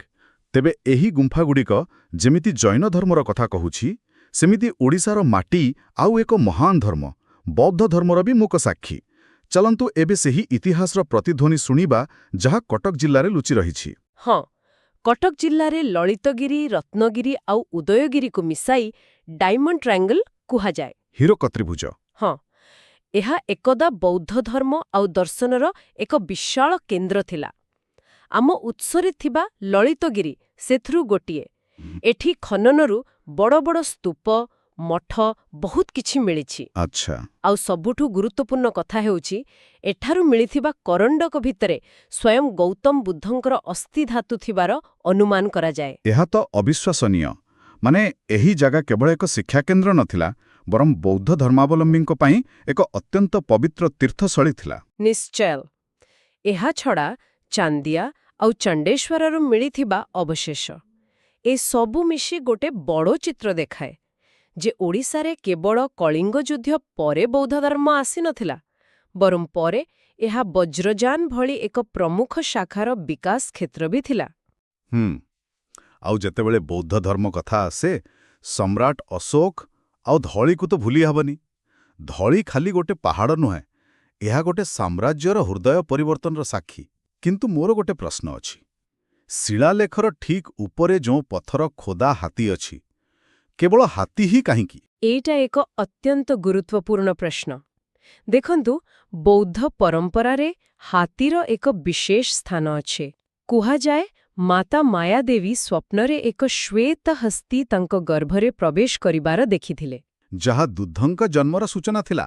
ହଁ, ତେଣୁ ହାତୀ ହେଉଛି ଶାନ୍ତି, ଜ୍ଞାନ ଆଉ ସ୍ଥିରତାର ପ୍ରତୀକ। କଳିଙ୍ଗ ଯୁଦ୍ଧର ସେଇ ଭୟାବହତା ପରେ ସେ ରକ୍ତରଞ୍ଜିତ ଭୂମିରେ ଶାନ୍ତିର ବାର୍ତ୍ତା ଦେଉଥିବା ଶିଳାଲେଖ ଉପରେ ଗୋଟେ ଶାନ୍ତ ହାତୀର ମୂର୍ତ୍ତି, ଏହା ଅଶୋକଙ୍କ ନୂଆ ଦର୍ଶନର ଏକ ଶକ୍ତିଶାଳୀ ଘୋଷଣା ଥିଲା। ମାନେ ଶବ୍ଦଠାରୁ ବି ଅଧିକ ଶକ୍ତିଶାଳୀ ଏକ ବାର୍ତ୍ତା। ଏକଦମ। ଠିକ୍ ସେହିପରି ଗଞ୍ଜାମର ଜୌଗଡ଼ରେ ବି ଅଶୋକଙ୍କର ଶିଳାଲେଖ ମିଳିଛି। ତେବେ କଳିଙ୍ଗରେ ଦୁଇଟି ଜାଗାରେ ଏହି ଘୋଷଣାପତ୍ର ଖୋଦେଇ କରିବାର କାରଣ କ'ଣ ଥିଲା? ଏଇଟା ଅଶୋକଙ୍କର ରାଜନୈତିକ ଦୂରଦୃଷ୍ଟି ଦେଖାଏ। କଳିଙ୍ଗ ଯୁଦ୍ଧର ଗ୍ଲାନି ତାଙ୍କୁ ବହୁତ ବାଧିଥିଲା, ତେଣୁ ସେ କଳିଙ୍ଗବାସୀଙ୍କୁ ଜଣାଇବାକୁ ଚାହୁଁଥିଲେ ଯେ ଶାସକ ବଦଳି ଯାଇଛି, ଶାସନର ନୀତି ବି ବଦଳି ଯାଇଛି। ଆଚ୍ଛା। ଧଉଳି ଆଉ ଜୌଗଡ଼ ଏ ଦୁଇଟି ସେତେବେଳେ କଳିଙ୍ଗର ପ୍ରମୁଖ ପ୍ରଶାସନିକ କେନ୍ଦ୍ର ଥିଲା, ତେଣୁ ଦୁଇଟିଯାକ ଜାଗାରେ ଶିଳାଲେଖ ସ୍ଥାପନ କରି ସେ ନିଜ ବାର୍ତ୍ତା ସମସ୍ତଙ୍କ ପାଖରେ ପହଞ୍ଚାଇବାକୁ ଚାହୁଁଥିଲେ। ମାନେ ଏହା ଥିଲା ଏକ ସାର୍ବଜନୀନ କ୍ଷମା ପ୍ରାର୍ଥନା ଏବଂ ଏକ ନୂଆ ଶାସନର ପ୍ରତିଶ୍ରୁତି। ହଁ, ଆପଣ ସେମିତି କହିପାରନ୍ତି। ବାଃ, ଓଡ଼ିଶାର ମାଟି କେବଳ ଏକ ସାମ୍ରାଜ୍ୟର ପତନର ସାକ୍ଷୀ ନଥିଲା, ବରଂ ଏକ ନୂଆ ଦର୍ଶନର ଜନ୍ମଭୂମି ମଧ୍ୟ ଥିଲା। ଏବେ ଚାଲନ୍ତୁ ଇତିହାସର ପୃଷ୍ଠକୁ ଆହୁରି ପଛକୁ ଉଲଟେଇବା, ସେହି ସମୟକୁ ଯେତେବେଳେ ଲିପି ନଥିଲା କିନ୍ତୁ କାହାଣୀ ଥିଲା। ଆଉ ସେ କାହାଣୀକୁ ପଥର ଉପରେ ଚିତ୍ର ଆକାରରେ ଆଙ୍କି ଦିଆଯାଉଥିଲା। ଆମେ କଥା ହେଉଛେ ପ୍ରାଗୈତିହାସିକ କାଳର। ଏହି ପ୍ରସଙ୍ଗରେ କେନ୍ଦୁଝର ଜିଲ୍ଲାର ସୀତାବିଞ୍ଜିରେ ଥିବା ରାବଣଛାୟା ଗୋଟେ ଅନନ୍ୟ ସ୍ଥାନ। ଏହା ଗୋଟେ ବିଶାଳ ପଥର ତଳେ ଥିବା ଆଶ୍ରୟସ୍ଥଳୀ, ଯାହାର ଛାତରେ ପ୍ରାଚୀନ ଚିତ୍ରକଳା ଦେଖିବାକୁ ମିଳେ। ଆଚ୍ଛା, କିଭଳି ଚିତ୍ର? ସେଥିରେ ଏକ ରାଜକୀୟ ଶୋଭାଯାତ୍ରାର ଦୃଶ୍ୟ ଅଛି ବୋଲି ଅନୁମାନ କରାଯାଏ। ଏହି ଚିତ୍ରଗୁଡ଼ିକ ହଜାର ହଜାର ବର୍ଷ ପୁରୁଣା, ଆଉ ସେ ସମୟର ସମାଜ ଜୀବନଶୈଳୀ ବିଷୟରେ ଏକ ବିରଳ ଝଲକ ଦିଏ। ସେହିପରି ଢେଙ୍କାନାଳର ରାସୋଳାରେ ଥିବା ଅନନ୍ତ ଶୟନ ବିଷ୍ଣୁଙ୍କ ମୂର୍ତ୍ତି, ଗୋଟିଏ ପଥରକୁ କାଟି ଏତେ ବଡ଼ ଆଉ ସୁନ୍ଦର ମୂର୍ତ୍ତି, ସେ ସମୟର କାରିଗରୀ କୌଶଳ ତ ଅଦ୍ଭୁତ। ନିଶ୍ଚୟ। ଆଉ ଏହା ଆମକୁ କଳାର ବିବର୍ତ୍ତନ ବି ଦେଖାଏ। ରାବଣଛାୟାର ସରଳ ଚିତ୍ରରୁ ଆରମ୍ଭ କରି ରାସଳର ଏହି ବିଶାଳ ମୂର୍ତ୍ତି ପର୍ଯ୍ୟନ୍ତ ମଣିଷ କେମିତି ଧୀରେ ଧୀରେ ନିଜ କଳାକୁ ଅଧିକ ଜଟିଳ ଓ ପ୍ରଭାବଶାଳୀ କରିଛି, ତାହା ଏଥିରୁ ସ୍ପଷ୍ଟ ଜଣାପଡ଼େ। ଆଉ ଯଦି ଆମେ ଆହୁରି ପଛକୁ ଯିବା, ତେବେ ମୟୂରଭଞ୍ଜର ବୈଦ୍ୟପୁରେ ପ୍ରାଗୈତିହାସିକ ବସତିର ପ୍ରମାଣ ବି ମିଳିଛି। ପ୍ରାଗୈତିହାସିକ ବସତି ଅର୍ଥ ମାନେ ସେଠାରୁ ମିଳିଥିବା ପଥରର ଉପକରଣ? ହଁ, ସେଠାରୁ ମିଳିଥିବା ହାତ ତିଆରି ପଥରର ଅସ୍ତ୍ରଶସ୍ତ୍ର ଆଉ ଅନ୍ୟାନ୍ୟ ଜିନିଷ। ଏଗୁଡ଼ିକ ଦେଖିବାକୁ ହୁଏତ ସାଧାରଣ ଲାଗିପାରେ, କିନ୍ତୁ ଏଗୁଡ଼ିକ ହିଁ ମାନବ ସଭ୍ୟତାର ପ୍ରଥମ ପାଦଚିହ୍ନ। ଏହି ପଥର ଉପକରଣଗୁଡ଼ିକ ହିଁ ଆମକୁ କହେ ଯେ ଆମର ପୂର୍ବପୁରୁଷମାନେ କେମିତି ନିଜ ବୁଦ୍ଧି ଆଉ ସୃଜନଶୀଳତାର ପ୍ରୟୋଗ କରୁଥିଲେ। ଗୁମ୍ଫାର ସ୍ଥାପତ୍ୟଠାରୁ ଆରମ୍ଭ କରି ଅଶୋକଙ୍କ ଶିଳାଲେଖ, ସବୁକିଛିର ମୂଳଦୁଆ ଏହି ଛୋଟ ପଥର ଉପକରଣରେ ହିଁ ଥିଲା। ତେବେ ଚାଲନ୍ତୁ ଏହି ଗଭୀର ଆଲୋଚନା ଆରମ୍ଭ କରିବା ପ୍ରକୃତିର ସବୁଠୁ ଶକ୍ତିଶାଳୀ ରୂପରୁ, ଓଡ଼ିଶାର ବିଶାଳ ଜଳପ୍ରପାତଗୁଡ଼ିକରୁ। ଦେଖନ୍ତୁ, ଓଡ଼ିଶାରେ ଜଳପ୍ରପାତ କହିଲେ ପ୍ରଥମେ ମନକୁ ଆସେ ବାରେଇହାପାଣି। ଏଇଟା ଅଛି ମୟୂରଭଞ୍ଜ ଜିଲ୍ଲାର ଶିମିଳିପାଳ ଜଙ୍ଗଲ ଭିତରେ, ଆଉ ଏହାର ଉଚ୍ଚତା ପାଖାପାଖି 400 ମିଟର। 400 ମିଟର? ଏହାର ଅର୍ଥ ଆମେ ଟିକେ ସହଜରେ କେମିତି ବୁଝିପାରିବା? କାହା ସହିତ ଏହାକୁ ତୁଳନା କରାଯାଇପାରେ? ଏକଦମ ସଠିକ୍ ପ୍ରଶ୍ନ। ଭାବନ୍ତୁ ପ୍ୟାରିସର ଯେଉଁ ଆଇଫେଲ ଟାୱାର ଅଛି ତାର ଉଚ୍ଚତା ପାଖାପାଖି 330 ମିଟର, ଅର୍ଥାତ୍ ଆମ ବାରେହି ପାଣି ତାଠାରୁ ବି ଅଧିକ ଉଚ୍ଚା। ଆଉ ଏହା 2ଟି ସ୍ତରରେ ତଳକୁ ଖସେ, ଯାହା ଏକ ଅବିଶ୍ୱସନୀୟ ଦୃଶ୍ୟ ତିଆରି କରେ। ଆଚ୍ଛା, ତାହେଲେ ଏହାପରେ ଦ୍ୱିତୀୟ ସ୍ଥାନରେ କିଏ ଅଛି? ଦ୍ୱିତୀୟ ସର୍ବୋଚ୍ଚ ହେଉଛି ସୁନ୍ଦରଗଡ଼ ଜିଲ୍ଲାର ଖଣ୍ଡାଧାର। ଏହାର ଉଚ୍ଚତା ପ୍ରାୟ 244 ମିଟର। କିନ୍ତୁ ଏହାର ବିଶେଷତ୍ୱ ହେଉଛି ଏହାର ଆକୃତି। ଆକୃତି? ହଁ, ପାଣିଧାରାଟି ଏମିତି ଭାବେ ତଳକୁ ଆସେ ଯେମିତି ଲାଗିବ ଗୋଟେ ଘୋଡ଼ାର ଲାଞ୍ଜ ପବନରେ ଉଡୁଛି। ସେଥିପାଇଁ ଏହାକୁ ହର୍ସଟେଲ୍ ଶ୍ରେଣୀର ଜଳପ୍ରପାତ କୁହାଯାଏ। କିନ୍ତୁ ଏହି ତଥ୍ୟଗୁଡ଼ିକ ଭିତରେ ଗୋଟେ କଥା ମୋତେ ବହୁତ ଆକର୍ଷିତ କଲା। ଡୁଡୁମା ଜଳପ୍ରପାତ, ସେଇଟା କେବଳ ଦେଖିବା ପାଇଁ ନୁହେଁ, ଶୁଣିଲି ସେଟା ଗୋଟେ ପାୱାର ପ୍ଲାଣ୍ଟ ଭଳିଆ କାମ କରେ। ହଁ, ଏଇଠି ହିଁ ପ୍ରକୃତି ଆଉ ମଣିଷର ଆବଶ୍ୟକତା ମିଶିଯାଉଛି। ଡୁଡୁମା ଜଳପ୍ରପାତ ମାଲକାନଗିରି ଜିଲ୍ଲାରେ ଅଛି ଆଉ ଉଚ୍ଚତା 155 ମିଟର। ଏହାର ପାଣି ମାଛକୁଣ୍ଡ ଜଳବିଦ୍ୟୁତ ପ୍ରକଳ୍ପକୁ ଜଳ ଯୋଗାଇଥାଏ। ଓହୋ, ତେଣୁ ଏହି ଜଳପ୍ରପାତର ସୌନ୍ଦର୍ଯ୍ୟ ଆମ ଘରକୁ ଆଲୋକ ଦେବାରେ ସାହାଯ୍ୟ କରେ। ଏକଦମ। ଏହା କେବଳ ପର୍ଯ୍ୟଟନ ନୁହେଁ, ବୁଝିଲେ, ଏହା ଜୀବନଶୈଳୀର ଏକ ଅଂଶ। ତାମାନେ କିଛି ଜଳପ୍ରପାତ ତାଙ୍କର ବିଶାଳତା ପାଇଁ ଜଣାଶୁଣା, ଆଉ କିଛି ତାଙ୍କର ଉପଯୋଗିତା ପାଇଁ। କିନ୍ତୁ ଆମ ନୋଟ୍ସରେ ଆଉ କିଛି ଜଳପ୍ରପାତର କଥା ଅଛି, ଯାହା ଲୋକଙ୍କ ବିଶ୍ୱାସ ଆଉ କଳ୍ପନା ସହ ଯୋଡ଼ି ହୋଇ ରହିଛି। ନିଶ୍ଚିତ ଭାବରେ, ଯେମିତିକି ମୟୂରଭଞ୍ଜର ଦେବକୁଣ୍ଡ। ଏହାର ନାଁରୁ ହିଁ ତାର ପରିଚୟ ମିଳୁଛି, ଦେବତାମାନଙ୍କର ସ୍ନାନକୁଣ୍ଡ। ଲୋକଙ୍କ ବିଶ୍ୱାସ ଯେ ଏଠାରେ ଦେବଦେବୀମାନେ ସ୍ନାନ କରନ୍ତି। ଏହି ବିଶ୍ୱାସ ଯୋଗୁଁ ଗୋଟେ ପ୍ରାକୃତିକ ସ୍ଥାନ ଏକ ପବିତ୍ର ତୀର୍ଥକ୍ଷେତ୍ରରେ ପରିଣତ ହୋଇଛି। ଆଉ ସେହିପରି ଗନ୍ଧନର୍ଦ୍ଦନ ପାହାଡ଼ରେ ଥିବା ହରିଶଙ୍କର, ସେଟା ବି ତ ଏକ ତୀର୍ଥସ୍ଥଳୀ, ନୁହେଁ କି? ହଁ, ହରିଶଙ୍କର କେବଳ ଏକ ଜଳପ୍ରପାତ ନୁହେଁ, ଏକ ପ୍ରମୁଖ ତୀର୍ଥସ୍ଥଳୀ। ଆଉ ସେଠାରେ ଥିବା 16 କିଲୋମିଟରର ଟ୍ରେକିଂ ମାର୍ଗ, ଏହା ତ ପ୍ରକୃତି ପ୍ରେମୀଙ୍କ ପାଇଁ ଏକ ବଡ଼ ଆକର୍ଷଣ ହୋଇଥିବ। ବିଲକୁଲ। ଆଉ ଯଦି ଆମେ ପ୍ରକୃତିର କଳାକୃତି କଥା କହିବା, ତେବେ କାଳାହାଣ୍ଡିର ଫୁର୍ଲି ଝରଣା କଥା ମନକୁ ଆସେ। ଫୁର୍ଲି ଝରଣ? ହଁ, ଏହାର ବିଶେଷତ୍ୱ ହେଉଛି ଯେତେବେଳେ ସୂର୍ଯ୍ୟ କିରଣ ଏହାର ଜଳକଣିକା ଉପରେ ପଡ଼େ, ସେତେବେଳେ ଏକ ସୁନ୍ଦର ଇନ୍ଦ୍ରଧନୁ ସୃଷ୍ଟି ହୁଏ। ବାଃ, ମାନେ ଗୋଟେ ଜଳପ୍ରପାତ ଯେଉଁଠି ସବୁବେଳେ ଇନ୍ଦ୍ରଧନୁ ଦେଖିବାକୁ ମିଳେ। ଠିକ୍ ସେୟା। ଏସବୁ ବ୍ୟତୀତ କିଛି ଜଳପ୍ରପାତ ବର୍ଷର 12 ମାସ ପ୍ରବାହିତ ହୁଏ। ଏଗୁଡ଼ିକର ମହତ୍ତ୍ୱ କ'ଣ?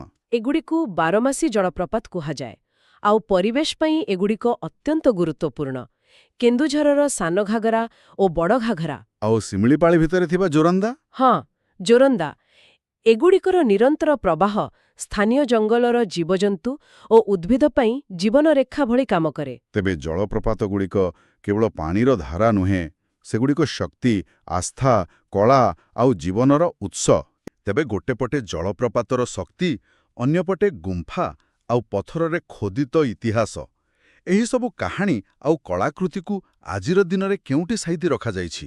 ଆଉ ସେଇଠି ଆସୁଛି ଆମ ସଂଗ୍ରହାଳୟଗୁଡ଼ିକର ଭୂମିକା। ସେଗୁଡ଼ିକ ହେଉଛି ଆମର ଟାଇମ୍ କ୍ୟାପସୁଲ। ଭୁବନେଶ୍ୱରରେ ତ ଓଡ଼ିଶା ରାଜ୍ୟ ସଂଗ୍ରହାଳୟ ଅଛି। ହଁ, ଆଉ ଆଦିବାସୀ ସଂଗ୍ରହାଳୟ ବି? ହଁ, ଆଦିବାସୀ ସଂଗ୍ରହାଳୟ।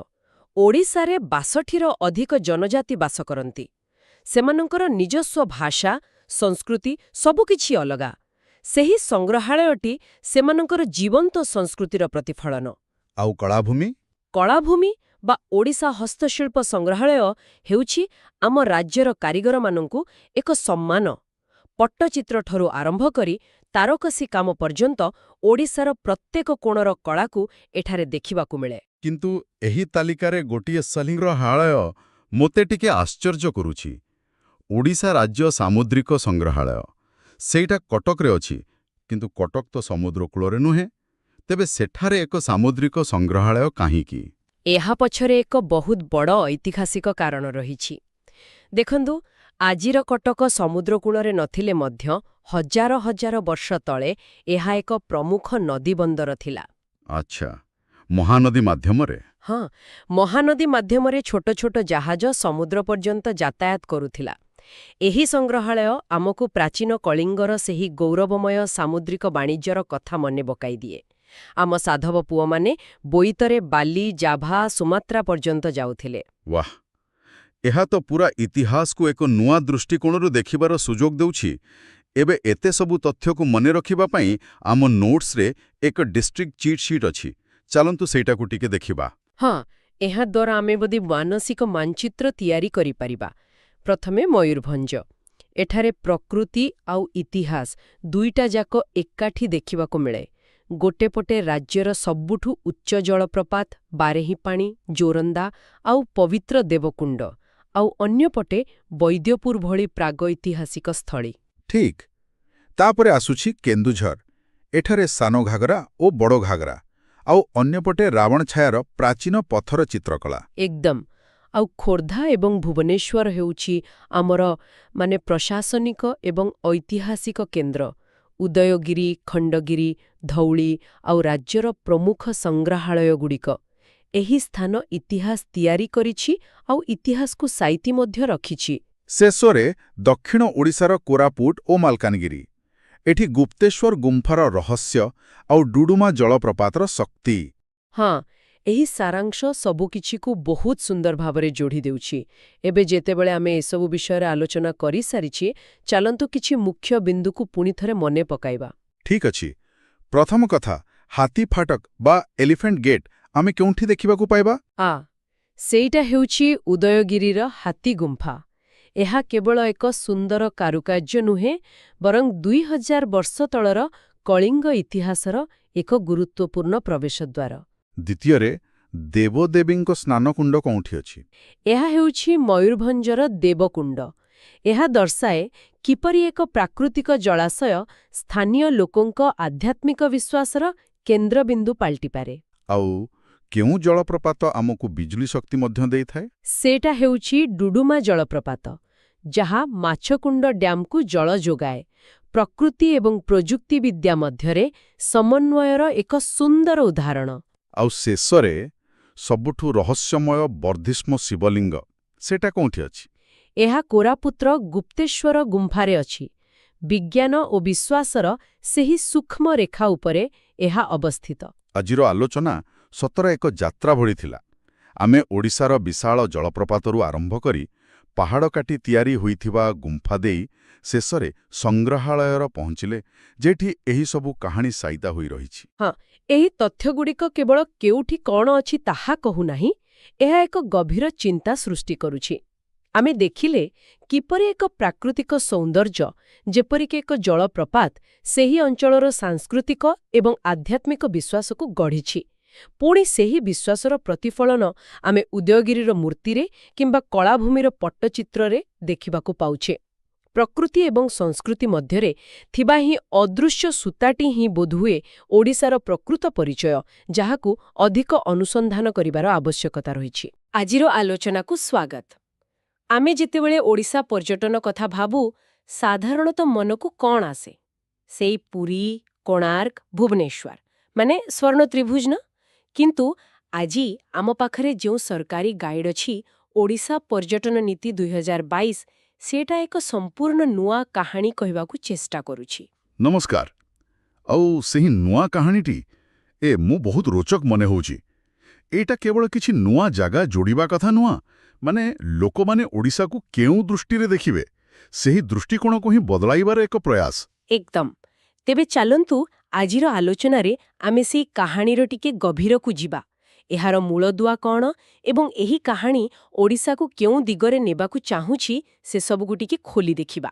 ଆମର ଉଦ୍ଦେଶ୍ୟ ହେଉଛି ଏହି ନୀତି ରାଜ୍ୟର ଅର୍ଥନୀତି, ସ୍ଥାନୀୟ ଲୋକଙ୍କ ଜୀବିକା ଆଉ ଆମ ସଂସ୍କୃତି ଉପରେ କେମିତି ପ୍ରଭାବ ପକାଇପାରେ, ତାକୁ ବୁଝିବା। ହଁ, ଚାଲନ୍ତୁ ସେହି ନୂଆ କାହାଣୀର ପ୍ରଥମ ଅଧ୍ୟାୟରୁ ହିଁ ଆରମ୍ଭ କରିବା। ଦେଖନ୍ତୁ, ଯେକୌଣସି ବଡ଼ ପରିବର୍ତ୍ତନ ପାଇଁ ଗୋଟେ ମଜବୁତ ଭିତ୍ତିଭୂମି ଦରକାର। ଏହି ନୀତିରେ ସେହି ଭିତ୍ତିଭୂମିକୁ 6ଟି ମୁଖ୍ୟ ସ୍ତମ୍ଭ ଉପରେ ଛିଡ଼ା କରାଯାଇଛି। ହଁ, ଆଉ ସେଥିରୁ ପ୍ରଥମ ସ୍ତମ୍ଭଟି ହେଉଛି ନିରନ୍ତର ଅଭିବୃଦ୍ଧି, ସଷ୍ଟେନେବୁଲ ଗ୍ରୋଥ। ଏହି ଶବ୍ଦଟି ଶୁଣିବାକୁ ତ ବହୁତ ଭଲ ଲାଗେ, କିନ୍ତୁ ସାଧାରଣ ଭାଷାରେ ଏହାର ପ୍ରକୃତ ଅର୍ଥ କ'ଣ? ଏହାକୁ ଏମିତି ବୁଝନ୍ତୁ। ଧରନ୍ତୁ, ଆମ ବାଡ଼ିରେ ଗୋଟିଏ ଆମ୍ବ ଗଛ ଅଛି। ଆମେ କେବଳ ପ୍ରତିବର୍ଷ ସେଥିରୁ ଆମ୍ବ ତୋଳି ଖାଇଦେଲେ ତ ହବନି, ଆମକୁ ଗଛର ଯତ୍ନ ନେବାକୁ ପଡ଼ିବ, ପାଣି ଦେବାକୁ ପଡ଼ିବ, ଯେମିତିକି ଏହା ଆଗାମୀ ପିଢ଼ି ପାଇଁ ବି ଫଳ ଦେଇପାରିବ। ଏଠି ପର୍ଯ୍ୟଟନସ୍ଥଳୀଗୁଡ଼ିକ ହେଉଛି ସେହି ଗଛ ଆଉ ସ୍ଥାନୀୟ ଲୋକମାନେ ହେଉଛନ୍ତି ସେହି ଗଛର ମାଳି। ମାନେ ପର୍ଯ୍ୟଟନର ବିକାଶ ଏମିତି ହେବ ଯେଉଁଥିରେ ପରିବେଶର କ୍ଷତି ହେବନି ଏବଂ ସେଠାକାର ଲୋକମାନେ ହିଁ ସବୁଠୁ ବେଶୀ ଲାଭ ପାଇବେ। ବାଃ, ବହୁତ ସୁନ୍ଦର ଉଦାହରଣ। କିନ୍ତୁ ଏଠି ମୋ ମନରେ ଗୋଟେ ପ୍ରଶ୍ନ ଆସୁଛି, ଅଭିବୃଦ୍ଧି ଆଉ ସଂରକ୍ଷଣ ଏଇ ଦୁଇଟା ଭିତରେ ବେଳେବେଳେ ଟଣାଉଟାର ଲାଗିବାର ସମ୍ଭାବନା ନାହିଁ କି? ମାନେ ଗୋଟେ ପଟେ ଚିଲିକା କୂଳରେ ବଡ଼ ହୋଟେଲ ତିଆରି କରିବାର ଚାପ ଆଉ ଅନ୍ୟପଟେ ପରିବେଶର ସୁରକ୍ଷା, ଏହି ନୀତି ଏ ସନ୍ତୁଳନକୁ କେମିତି ରଖିବ? ଏହା ଏକ ଅତ୍ୟନ୍ତ ଗୁରୁତ୍ୱପୂର୍ଣ୍ଣ ପ୍ରଶ୍ନ। ଆଉ ଏହି ନୀତିର ପରବର୍ତ୍ତୀ ସ୍ତମ୍ଭଗୁଡ଼ିକରେ ହିଁ ଏହାର ଉତ୍ତର ଲୁଚି ରହିଛି। ଦ୍ୱିତୀୟ ସ୍ତମ୍ଭଟି ହେଉଛି ମାନଦଣ୍ଡ ବା ଷ୍ଟାଣ୍ଡାର୍ଡସ୍। ଏହାର ଅର୍ଥ ହେଉଛି ଯିଏ ବି କିଛି ନୂଆ ପ୍ରକଳ୍ପ କରିବ ସେ ଏକ ନିର୍ଦ୍ଦିଷ୍ଟ ପରିବେଶୀୟ ଓ ଗୁଣାତ୍ମକ ମାନଦଣ୍ଡ ପାଳନ କରିବାକୁ ବାଧ୍ୟ। ଏହା ଏକ ପ୍ରକାରର ଫିଲ୍ଟର ଭଳି କାମ କରିବ, ଯାହା ଦାୟିତ୍ୱହୀନ ବିକାଶକୁ ରୋକିବ। ଆଉ ତୃତୀୟ ସ୍ତମ୍ଭ ଗୁଣବତ୍ତା ନିୟନ୍ତ୍ରଣ ଏହାକୁ ଆହୁରି ମଜବୁତ କରେ। ଠିକ୍ ଅଛି, ତେବେ ଯୋଜନା ହେଲା ଦାୟିତ୍ୱପୂର୍ଣ୍ଣ ଭାବେ ପର୍ଯ୍ୟଟକଙ୍କୁ ଆକର୍ଷିତ କରିବା। କିନ୍ତୁ ସେମାନେ ଆସି ଯଦି ଖରାପ ଅନୁଭୂତି ନେଇ ଫେରିଲେ, ତାହେଲେ ତ ସବୁ ପରିଶ୍ରମ ବେକାର। ଏଇଠି ବୋଧ ଗୁଣବତ୍ତା ନିୟନ୍ତ୍ରଣର ଭୂମିକା ଆସୁଛି, ନୁହେଁ କି? ଏକଦମ। ଦେଖନ୍ତୁ, ଆମେ ହୋଟେଲ ପାଇଁ ଷ୍ଟାର ରେଟିଂ ଦେଖୁ। କଳ୍ପନା କରନ୍ତୁ ଯଦି ଟ୍ୟାକ୍ସି ଡ୍ରାଇଭରଙ୍କଠାରୁ ଆରମ୍ଭ କରି ଟୁର୍ ଗାଇଡ୍ ପର୍ଯ୍ୟନ୍ତ ସମସ୍ତଙ୍କ ପାଇଁ ଏକ ରେଟିଂ ସିଷ୍ଟମ ରହେ। ଏହି ନୀତି ସେହି ଦିଗରେ ଇଙ୍ଗିତ କରୁଛି। ସମସ୍ତ ସେବା ପ୍ରଦାନକାରୀଙ୍କୁ ମାନ୍ୟତା ଦେବା ଏବଂ ସେମାନଙ୍କର ଏକ ଡାଟାବେସ୍ ତିଆରି କରିବା। ଏହାଦ୍ୱାରା ପର୍ଯ୍ୟଟକଙ୍କ ମନରେ ବିଶ୍ୱାସ ଆସିବ ଆଉ ସେବାର ମାନ ମଧ୍ୟ ବଢ଼ିବ। ହଁ, ଏହା ତ ଗୋଟିଏ ବଡ଼ କଥା। କିନ୍ତୁ ଆଉ ଏକ ବଡ଼ ସମସ୍ୟା ହେଉଛି ଋତୁକାଳୀନତା ବା ସିଜନାଲିଟି। ଆମର ଅଧିକାଂଶ ପର୍ଯ୍ୟଟନ କେବଳ ଶୀତଦିନର ସେଇ 3-4 ମାସରେ ସୀମିତ ରହିଯାଏ। ବାକି ସମୟରେ ହୋଟେଲ ଖାଲି, ବ୍ୟାପାର ମାନ୍ଦା। ଏଥିପାଇଁ କିଛି ବାଟ ଅଛି କି? ହଁ, ଆଉ ଏହି ନୀତି ଏହି ସମସ୍ୟାକୁ ଏକ ସୁଯୋଗ ଭାବରେ ଦେଖୁଛି। ଯଦି ଶୀତଦିନେ ଲୋକ ବେଳାଭୂମିକୁ ଆସୁଛନ୍ତି, ତେବେ ବର୍ଷା ଦିନେ ସେମାନେ ପାହାଡ଼କୁ କାହିଁକି ନା ଆସିବେ? ନୀତିରେ ନୂତନ ପର୍ଯ୍ୟଟନ ଉତ୍ପାଦ ବିକଶିତ କରିବା ଉପରେ ଜୋର ଦିଆଯାଇଛି, ଯେମିତିକି ମନସୁନ୍ ଟ୍ରେକିଂ, ଜଙ୍ଗଲ ଭିତରେ ଥିବା ଇକୋ ରିସର୍ଟରେ ରହଣି କିମ୍ବା ଗ୍ରୀଷ୍ମ ଋତୁରେ ନଦୀରେ ୱାଟର ସ୍ପୋର୍ଟସ୍। ଉଦ୍ଦେଶ୍ୟ ହେଉଛି ଓଡ଼ିଶାକୁ ଏକ 365 ଡେ ଡେଷ୍ଟିନେସନ୍ ବା ବର୍ଷାସାରା ବୁଲିବା ଭଳି ଜାଗା ଭାବେ ଗଢ଼ି ତୋଳିବା। ବୁଝିଲି। ଆଉ ଶେଷ ଦୁଇଟି ସ୍ତମ୍ଭ, ସେଗୁଡ଼ିକ ହେଲା ସଂରକ୍ଷଣ ଏବଂ ଆଞ୍ଚଳିକ ସଂଯୋଗ। ସଂରକ୍ଷଣ ତ ସେଇ ଆମ୍ବ ଗଛର ଯତ୍ନ ନେବା କଥା, ଯାହା ଆପଣ ଆରମ୍ଭରୁ କହିଥିଲେ। କିନ୍ତୁ ଆଞ୍ଚଳିକ ସଂଯୋଗ, ଏ କଥା ତ ଟିକେ ଆକର୍ଷଣୀୟ ଲାଗୁଛି। ହଁ, ଏହା ଏକ ବହୁତ ବ୍ୟବହାରିକ ପଦକ୍ଷେପ। ଭାବନ୍ତୁ, କୋଲକାତାରୁ ଜଣେ ପର୍ଯ୍ୟଟକ ଆସୁଛନ୍ତି। ସେମାନେ ଯଦି ସୁନ୍ଦରବନ ବୁଲିବାକୁ ଯୋଜନା କରୁଛନ୍ତି, ତେବେ ସେମାନଙ୍କୁ ଭିତରକନିକା ସହିତ ଯୋଡ଼ି ଏକ ପ୍ୟାକେଜ୍ ଦିଆଯାଇପାରିବ କି? ସେହିପରି ଛତିଶଗଡ଼ରୁ ଆସୁଥିବା ପର୍ଯ୍ୟଟକଙ୍କୁ ହୀରାକୁଦ ସହିତ ଯୋଗାଯାଇପାରିବ। ଏହାଦ୍ୱାରା ପଡ଼ୋଶୀ ରାଜ୍ୟର ପର୍ଯ୍ୟଟକମାନଙ୍କୁ ଓଡ଼ିଶାକୁ ଆଣିବା ସହଜ ହେବ। ଏକ ବଡ଼ ପର୍ଯ୍ୟଟନ ସର୍କିଟ୍ ତିଆରି ହୋଇପାରିବ। ତେବେ ଏହି 6ଟି ସ୍ତମ୍ଭକୁ ଦେଖିଲେ ଲାଗୁଛି ଯେ ଏହା କେବଳ କିଛି ନିୟମର ତାଲିକା ନୁହେଁ, ବରଂ ପର୍ଯ୍ୟଟନକୁ ନେଇ ଆମ ଚିନ୍ତାଧାରାରେ ଏକ ବଡ଼ ପରିବର୍ତ୍ତନ। ଏବେ ଚାଲନ୍ତୁ ଦେଖିବା ଏହି ନୂଆ କାହାଣୀକୁ ଆଗକୁ ନେବା ପାଇଁ କେଉଁ କେଉଁ ନିର୍ଦ୍ଦିଷ୍ଟ କ୍ଷେତ୍ର ବା ହିରୋମାନଙ୍କୁ ଚିହ୍ନଟ କରାଯାଇଛି। ଏହାକୁ ମିଶନ ମୋଡ୍ ବା ନିଶ୍ ଟୁରିଜିମ୍ କୁହାଯାଉଛି। ହଁ, ଏବଂ ଏହି ତାଲିକା ହିଁ ପ୍ରକୃତରେ ଦର୍ଶାଉଛି ଯେ ଓଡ଼ିଶା କିପରି ନିଜର ପରିଚୟ ବଦଳାଇବାକୁ ଚାଲୁଛି। ପାରମ୍ପରିକ ଭାବେ ଆମେ ଐତିହ୍ୟ, ଧାର୍ମିକ, ବେଳାଭୂମି ଆଉ ଇକୋ ପର୍ଯ୍ୟଟନ କଥା କହିଥାଉ। ଏସବୁ ତ ଏହି ନୀତିରେ ଅଛି, କିନ୍ତୁ ଏହା ସହିତ କିଛି ଏଭଳି ନୂଆ କଥା ଯୋଡ଼ାଯାଇଛି ଯାହା ବିଷୟରେ ଆମେ ହୁଏତ କେବେ ଭାବିନଥିଲୁ। ଯେପରିକି ମୁଁ ଏହି ତାଲିକାରେ ଦେଖୁଛି କାରାଭାନ୍ ଓ କ୍ୟାମ୍ପିଂ ଭ୍ୟାନ୍ ପର୍ଯ୍ୟଟନ। ସତ କହିବାକୁ ଗଲେ ଓଡ଼ିଶାରେ ଏହା ବିଷୟରେ ମୁଁ କେବେ ଭାବିନଥିଲି। ଏହା କ'ଣ ବାସ୍ତବରେ ଏଠି ସମ୍ଭବ? ଏଥିପାଇଁ ତ ରାସ୍ତା କଡ଼ାରେ ସୁରକ୍ଷିତ ପାର୍କିଂ, ପାଣି, ବିଜୁଳି ସଂଯୋଗର ସ୍ୱତନ୍ତ୍ର ବ୍ୟବସ୍ଥା ଦରକାର। ଆପଣ ତ ପ୍ରଶ୍ନଟି ଏକଦମ ଯଥାର୍ଥ। ନୀତିରେ ଏହାକୁ ଏକ ମିଶନ ଭାବେ ଚିହ୍ନଟ କରାଯିବାର ଅର୍ଥ ହିଁ ହେଉଛି ଏଥିପାଇଁ ଆବଶ୍ୟକ ଭିତ୍ତିଭୂମି ତିଆରି କରାଯିବ। କଳ୍ପନା କରନ୍ତୁ ଟିକେ, ଦାରିଙ୍ଗବାଡ଼ିର ପାହାଡ଼ ଉପରେ କିମ୍ବା ସାତକୋଶିଆର ନଦୀ କୂଳରେ କାରାୱାନ୍ ପାର୍କ କରିବାର ସୁବିଧା। ଏହା ଏକ ସମ୍ପୂର୍ଣ୍ଣ ନୂଆ ଧରଣର ପର୍ଯ୍ୟଟକଙ୍କୁ ଆକର୍ଷିତ କରିବ, ଯେଉଁମାନେ ହୋଟେଲ ବଦଳରେ ପ୍ରକୃତିର କୋଳରେ ରହିବାକୁ ପସନ୍ଦ କରନ୍ତି। ଏହା ଏକ ଦୀର୍ଘମିଆଦୀ ଯୋଜନା, କିନ୍ତୁ ଏହାର ଦିଗ ବହୁତ ସ୍ପଷ୍ଟ। ଆଉ ଗୋଟିଏ କ୍ଷେତ୍ର ହେଉଛି ମାଇସ୍ ପର୍ଯ୍ୟଟନ, ମିଟିଂସ୍, ଇନସେଣ୍ଟିଭ୍ସ, କନଫରେନ୍ସେସ୍ ଆଣ୍ଡ ଏକ୍ଜିବିସନ୍ସ। ଏହାକୁ ନେଇ ଅନେକ ସମୟରେ ଚର୍ଚ୍ଚା ହୁଏ, କିନ୍ତୁ ଏହାର ପ୍ରକୃତ ଅର୍ଥନୈତିକ ପ୍ରଭାବ କେତେ? ଏହାର ପ୍ରଭାବ ଆମେ ଭାବିବାଠାରୁ ବହୁତ ଅଧିକ। ମାଇସ୍ ପର୍ଯ୍ୟଟନ କେବଳ ବଡ଼ ବଡ଼ କମ୍ପାନୀଙ୍କ ମିଟିଂ ନୁହେଁ। ଭାବନ୍ତୁ, ଯଦି ଭୁବନେଶ୍ୱରରେ ଏକ ଆନ୍ତର୍ଜାତୀୟ ଡାକ୍ତରୀ ସମ୍ମିଳନୀ ହୁଏ ଆଉ ସାରା ବିଶ୍ୱରୁ ହଜାରେ ଡାକ୍ତର ଆସନ୍ତି, ସେମାନେ କେବଳ 5 ତାରକା ହୋଟେଲରେ ରହିବେନି।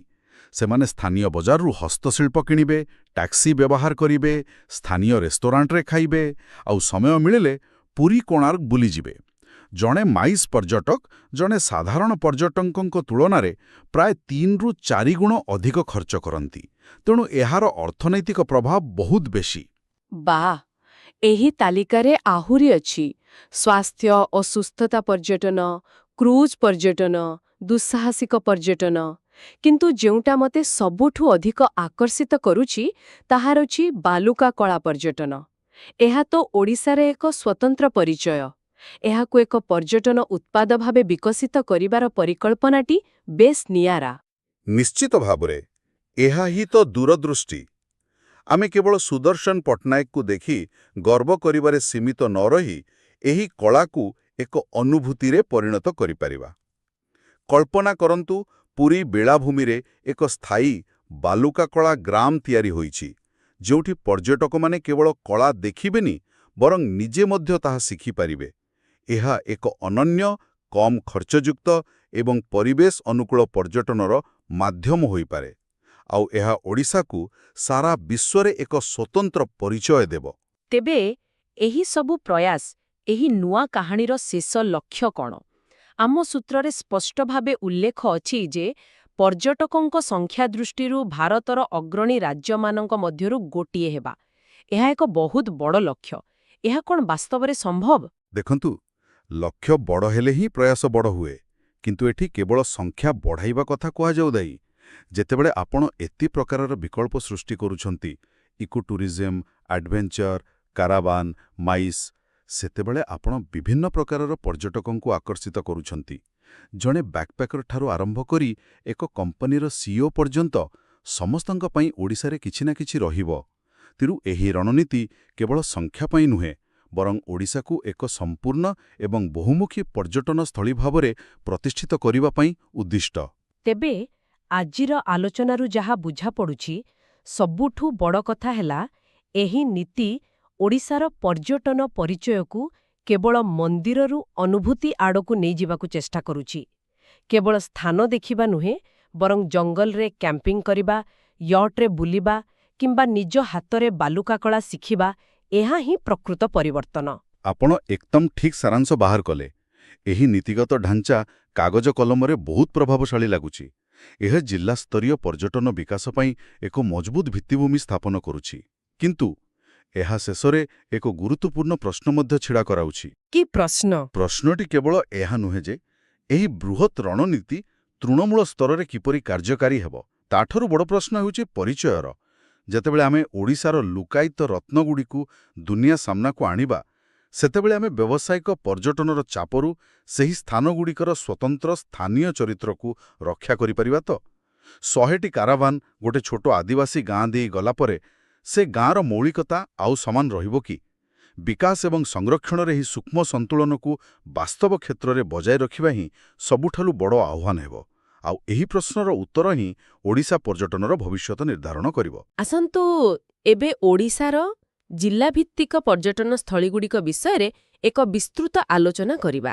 ପ୍ରତ୍ୟେକ ଜିଲ୍ଲାର କ'ଣ ସବୁ ବିଶେଷତ୍ୱ ରହିଛି ତାହା ଟିକେ ଗଭୀର ଭାବରେ ଦେଖିବା। ହଁ, ଏହା ଏକ ବହୁତ ଭଲ ଯାତ୍ରା ହେବ।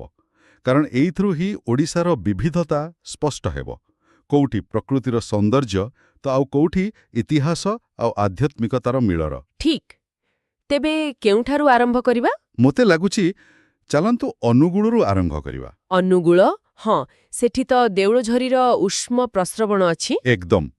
ଦେଉଳଝରିର ଉଷ୍ମ ପ୍ରସ୍ରବଣ ଆଉ ତା ସହିତ ଟିଟରପଡ଼ା ମହାନଦୀର ସେଇ ଗଣ୍ଡ, ସେଠି କୁମ୍ଭୀର ଅଭୟାରଣ୍ୟ ବି ଅଛି। ଆଚ୍ଛା, ଆଉ ତାଳଚେରର କୋଇଲା ଖଣି? ସେଇଟା ବି ତ ଗୋଟେ ଭିନ୍ନ ଧରଣର ଆକର୍ଷଣ। ନିଶ୍ଚିତ। ଇଣ୍ଡଷ୍ଟ୍ରିଆଲ ଟୁରିଜମ୍ ପାଇଁ ଏକ ଭଲ ଜାଗା। ତାପରେ ଯଦି ଆମେ ପଶ୍ଚିମ ଆଡ଼କୁ ଯିବା ବୋଲାଙ୍ଗୀର ବୋଲାଙ୍ଗୀରରେ ତ ହରିଶଙ୍କର ଆଉ ପାଟଣାଗଡ଼ ଏଗୁଡ଼ାକ ଧାର୍ମିକ କ୍ଷେତ୍ର। ହଁ କିନ୍ତୁ ବୋଲାଙ୍ଗୀରର ସବୁଠୁ ବଡ଼ ପରିଚୟ ହେଉଛି ରାଣୀପୁର ଝରିଆଲ ସେଠିକାର 64 ଯୋଗିନୀ ପୀଠ। ଓହୋ 64 ଯୋଗିନୀ ପୀଠ ଏହା ତ ତନ୍ତ୍ର ସାଧନାର ଏକ ବହୁତ ବଡ଼ କେନ୍ଦ୍ର ଥିଲା ବୋଧେ। ଏକଦମ ଇତିହାସ ଦୃଷ୍ଟିରୁ ଏହା ବହୁତ ଗୁରୁତ୍ୱପୂର୍ଣ୍ଣ। ଆଚ୍ଛା ଚାଲନ୍ତୁ ଏବେ ଉପକୂଳ ଆଡ଼କୁ ଫେରିବା ବାଲେଶ୍ୱର। ବାଲେଶ୍ୱର ମାନେ ତ ଚାନ୍ଦିପୁର ସେଇ ଲୁଚି ଯାଉଥିବା ବେଳାଭୂମି। ଭ୍ୟାନିସିଂ ବିଚ୍ ସତରେ ଏହା ଏକ ବିଶ୍ୱସ୍ତରୀୟ ଆକର୍ଷଣ। ସମୁଦ୍ର ପାଣି ପାଖାପାଖି 5 କିଲୋମିଟର ପଥକୁ ଚାଲିଯାଏ। ଆଉ ସେ ଓଦା ବାଲି ଉପରେ ଚାଲିବାର ଅନୁଭୂତି ବାଃ। ହଁ ଏହାଛଡ଼ା ଚନ୍ଦନେଶ୍ୱର ରେମୁଣା ତାଳସାରୀ ପଞ୍ଚଲିଙ୍ଗେଶ୍ୱର ଏସବୁ ବି ଅଛି। ଆଉ ଇଞ୍ଚୁଡ଼ି ସ୍ୱାଧୀନତା ସଂଗ୍ରାମର ସ୍ମୃତି। ହଁ ଠିକ୍ ମାନେ ପକେଇଲେ। ତାପରେ ଆସିଲା ବରଗଡ଼ ଆଉ ଏକ ଗୁରୁତ୍ୱପୂର୍ଣ୍ଣ ପର୍ଯ୍ୟଟନ କେନ୍ଦ୍ର। ବରଗଡ଼ ତ ସମ୍ବଲପୁରୀ ହସ୍ତତନ୍ତ ପାଇଁ ପ୍ରସିଦ୍ଧ। ହଁ ତା ସହିତ ଦେବ୍ରିଗଡ଼ ବନ୍ୟପ୍ରାଣୀ ଅଭୟାରଣ୍ୟ ହୀରାକୁଦ ଜଳଭଣ୍ଡାର କୂଳରେ ଆଉ ନୃସିଂହନାଥ ମନ୍ଦିର। ଆଚ୍ଛା ଆଉ ଭଦ୍ରକ ଜିଲ୍ଲା? ଭଦ୍ରକ ମାନେ ଭିତରକନିକା ଯିବା ପାଇଁ ଏହା ଗୋଟେ ପ୍ରବେଶ ପଥ ଭଳି। ଚାନ୍ଦବାଲି ସେଠି ଗୋଟେ ମୁଖ୍ୟ ଜାଗା। ଆଉ ଆରଡିର ଆଖଣ୍ଡଳମଣି ପୀଠ ସେଇଟା ତ ବହୁତ ପ୍ରସିଦ୍ଧ ଶୈବପୀଠ। ନିଶ୍ଚୟ ତା ପାଖକୁ ଲାଗିବ ବୌଦ୍ଧ ଜିଲ୍ଲାକୁ ଦେଖିଲେ ସେଠି ବୌଦ୍ଧ କୀର୍ତ୍ତିରାଜି ପଦ୍ମାତୋଳା ପାହାଡ଼ିଆ ରିସର୍ଟ ବହୁତ ଶାନ୍ତ ଆଉ ମନୋରମ ଜାଗା। ହଁ ଚାଲନ୍ତୁ ଏବେ ଆମର ପୁରୁଣା ରାଜଧାନୀ କଟକ ବିଷୟରେ କଥା ହେବା। କଟକ ତାରକାସି କାମର ସହର ସିଲଭର ଫିଲିଗ୍ରୀ। ହଁ ରୂପାର ସେ ସୂକ୍ଷ୍ମ କାରୁକାର୍ଯ୍ୟ। ଏହା ସହିତ କଟକରେ ଓଡ଼ିଶାର ସବୁଠାରୁ ବଡ଼ ମଧୁର ଜଳହ୍ରଦ ଅଂଶୁପା। ଏକଦମ ଅଂଶୁପା ଆଉ ଭଟ୍ଟାରିକା ମନ୍ଦିର ଏବଂ ହଁ ବୌଦ୍ଧ ପୀଠ ଲଳିତଗିରି ମଧ୍ୟ କଟକ ଜିଲ୍ଲାରେ। ଠିକ୍। ଆଉ ଦେବଗଡ଼ ଆଉ ଢେଙ୍କାନାଳ ଏ ଜିଲ୍ଲାଗୁଡ଼ିକ ବିଷୟରେ? ଦେବଗଡ଼ରେ ପ୍ରଧାନପାଟ ଜଳପ୍ରପାତ ବହୁତ ସୁନ୍ଦର ଆଉ ଢେଙ୍କାନାଳର ଜୋରନ୍ଦା ମାନେ ମହିମା ପୀଠ। ହଁ ମହିମା ଧର୍ମର ମୁଖ୍ୟ ପୀଠ। ଆଉ କପିଳାସ? ଆଉ କପିଳାସର ଶିବ ମନ୍ଦିର ଦୁଇଟିର ନିଜ ନିଜର ସ୍ୱତନ୍ତ୍ର ପରିଚୟ ଅଛି। ଏବେ ଟିକେ ଦକ୍ଷିଣ ଆଡ଼କୁ ଯିବା ଗଞ୍ଜାମ ବ୍ରହ୍ମପୁରର ସେଇ ଟାଏ ଆଣ୍ଡ ଡାଇ ଟସର ବସ୍ତ୍ର। ହଁ ସେଇଟାକୁ ଅଛି ତା ସହିତ ତାରାତାରିଣୀ ଗୋପାଳପୁର ବେଳାଭୂମି ଆଉ ତପ୍ତ ପାଣି ଉଷ୍ମ ପ୍ରସ୍ରବଣ। ଠିକ୍ ତାପରେ ଜଗତସିଂହପୁର କଥା ଦେଖିଲେ ଝଙ୍କଡ଼ର ଶାରଳା ପୀଠ ଏକ ବହୁତ ବଡ଼ ଧାର୍ମିକ କେନ୍ଦ୍ର। ଆଉ ପାରାଦ୍ୱୀପ ବନ୍ଦର ଆଉ ମାଛ ବ୍ୟବସାୟର କେନ୍ଦ୍ର। ହଁ ଯାଜପୁରରେ ବି ଚଣ୍ଡିଖୋଲ ଛତିଆ ପରି ଧାର୍ମିକ କେନ୍ଦ୍ର ଅଛି କିନ୍ତୁ ଯାଜପୁରର ପ୍ରକୃତ ପରିଚୟ ହେଲା ତାର ବୌଦ୍ଧ ପୀଠ। ରତ୍ନଗିରି ଆଉ ଉଦୟଗିରି ଆମେ ଯୋଉ ହୀରକ ତ୍ରିଭୁଜ କଥା କହୁଥିଲେ ସେଇ ହୀରକ ତ୍ରିଭୁଜ ବୌଦ୍ଧ ଧର୍ମର ଇତିହାସରେ ଏହା ଏକ ସୁବର୍ଣ୍ଣ ପୃଷ୍ଠା। ବାଃ ଚାଲନ୍ତୁ ପରବର୍ତ୍ତୀ ଜିଲ୍ଲାକୁ ଯିବା କଳାହାଣ୍ଡି। କଳାହାଣ୍ଡିରେ ଫୁର୍ଲି ଝରଣା ଜଳପ୍ରପାତ ଆଉ ଥୁଆମୂଳ ରାମପୁରର ଦୃଶ୍ୟ ବହୁତ ମନଲୋଭା। ଆଉ କନ୍ଧମାଳ ସେଠି ତ ଅଛି ଓଡ଼ିଶାର କାଶ୍ମୀର। ଦାରିଙ୍ଗୱାଡି ସତରେ ଏକ ଅତ୍ୟନ୍ତ ସୁନ୍ଦର ସ୍ଥାନ। ତାପରେ ଆସିଲା କେନ୍ଦ୍ରାପଡ଼ା। କେନ୍ଦ୍ରାପଡ଼ା ମାନେ ଭିତରକନିକା ଜାତୀୟ ଉଦ୍ୟାନ। ଲୁଣିପାଣି କୁମ୍ଭୀର ଆଉ ହେଣ୍ଟାଳ ବଣ ପାଇଁ ବିଖ୍ୟାତ। ଆଉ ବଳଦେବଜୀଉ ମନ୍ଦିର ମଧ୍ୟ ସେଠି ଅଛି। ହଁ ଏକ ପ୍ରମୁଖ ଧାର୍ମିକ ସ୍ଥଳ। ତାପରେ କେନ୍ଦୁଝର? ଏଠି ମୁର୍ଗା ମହାଦେବ ସାନଘାଗରା ଓ ଖଣ୍ଡାଧାର ଜଳପ୍ରପାତ ଏସବୁ ତ ଅଛି। ହଁ କିନ୍ତୁ କେନ୍ଦୁଝରର ସବୁଠୁ ବଡ଼ ରହସ୍ୟ ହେଲା ସୀତାବିଞ୍ଜି। ସୀତାବିଞ୍ଜିର ସେଇ ଫ୍ରେସ୍କୋ ପେଣ୍ଟିଂ କାନ୍ଥଚିତ୍ର ଏକଦମ ଐତିହାସିକ ଦୃଷ୍ଟିକୋଣରୁ ଏହାର ମହତ୍ତ୍ୱ ବହୁତ ବେଶୀ। ଆଚ୍ଛା ଏବେ ଆସିବା ଖୋର୍ଦ୍ଧା ଜିଲ୍ଲାକୁ। ଏହା ତ ପର୍ଯ୍ୟଟନର ଗୋଟେ ପେଣ୍ଠସ୍ଥଳୀ। ନିଃସନ୍ଦେହ ଏହାକୁ ଆମେ ଦୁଇ ଭାଗରେ ଦେଖିପାରିବା। ପ୍ରଥମ ଭାଗରେ ଅତ୍ରିର ଉଷ୍ମ ପ୍ରସ୍ରବଣ ଚିଲିକା ହ୍ରଦ। ହଁ ଚିଲିକା ଧଉଳିର ବୌଦ୍ଧ ଶାନ୍ତି ସ୍ତୂପ ଆଉ ହୀରାପୁରର ସେହି 64 ଯୋଗିନୀ ପୀଠ। ଆଉ ଦ୍ୱିତୀୟ ଭାଗରେ ଆସିଲା ଖଣ୍ଡଗିରି ଓ ଉଦୟଗିରିର ଜୈନ ଗୁମ୍ଫା ନନ୍ଦନକାନନ ଚିଡ଼ିଆଖାନା ଆଉ ବାଲୁଗାନ ଦର୍ଶନୀୟ ସ୍ଥାନ। ଠିକ୍ ଏବେ ଆମେ ପୁରା ଦକ୍ଷିଣ ଓଡ଼ିଶା ଆଡ଼କୁ ଯିବା କୋରାପୁଟ। କୋରାପୁଟ ସେଠିକାରୁ ପ୍ରାକୃତିକ ସୌନ୍ଦର୍ଯ୍ୟ ଅବର୍ଣ୍ଣନୀୟ। ଗୁପ୍ତେଶ୍ୱରର ଗୁମ୍ଫା ମନ୍ଦିର ସୁନାବେଡ଼ା ଜୟପୁର ଆଉ ଡୁଡୁମା ଜଳପ୍ରପାତ। ହଁ ଡୁଡୁମା ମାଲକାନଗିରିରେ ବି ଚିତ୍ରକୋଣ୍ଡା ଓ ବାଲିମେଳାର ଦୃଶ୍ୟ ବହୁତ ସୁନ୍ଦର। ଏବେ ଆସିବା ମୟୂରଭଞ୍ଜ ଶିମିଳିପାଳ ଜାତୀୟ ଉଦ୍ୟାନ। ହଁ ଶିମିଳିପାଳ ଏକ ବ୍ୟାଘ୍ର ପ୍ରକଳ୍ପ। ଏହାଛଡ଼ା ଭୀମକୁଣ୍ଡ ଦେବକୁଣ୍ଡ ଆଉ ଖିଚିଂ ମନ୍ଦିର ବହୁତ କିଛି ଅଛି।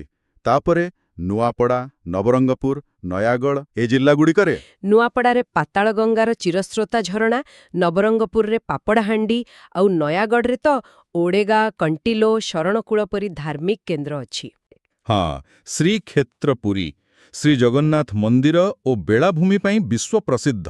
ତା ସହିତ ପିପିଲିର ଚାନ୍ଦୁଆ କାମ ମାନେ ଆପ୍ଲିକ୍ ୱାର୍କସ୍। ଆଉ ରଘୁରାଜପୁରର ହସ୍ତଶିଳ୍ପ ଗ୍ରାମ ସାତପଡ଼ାରେ ଡଲଫିନ୍ ଦେଖିବା ଏକ ଅନନ୍ୟ ଅନୁଭୂତି।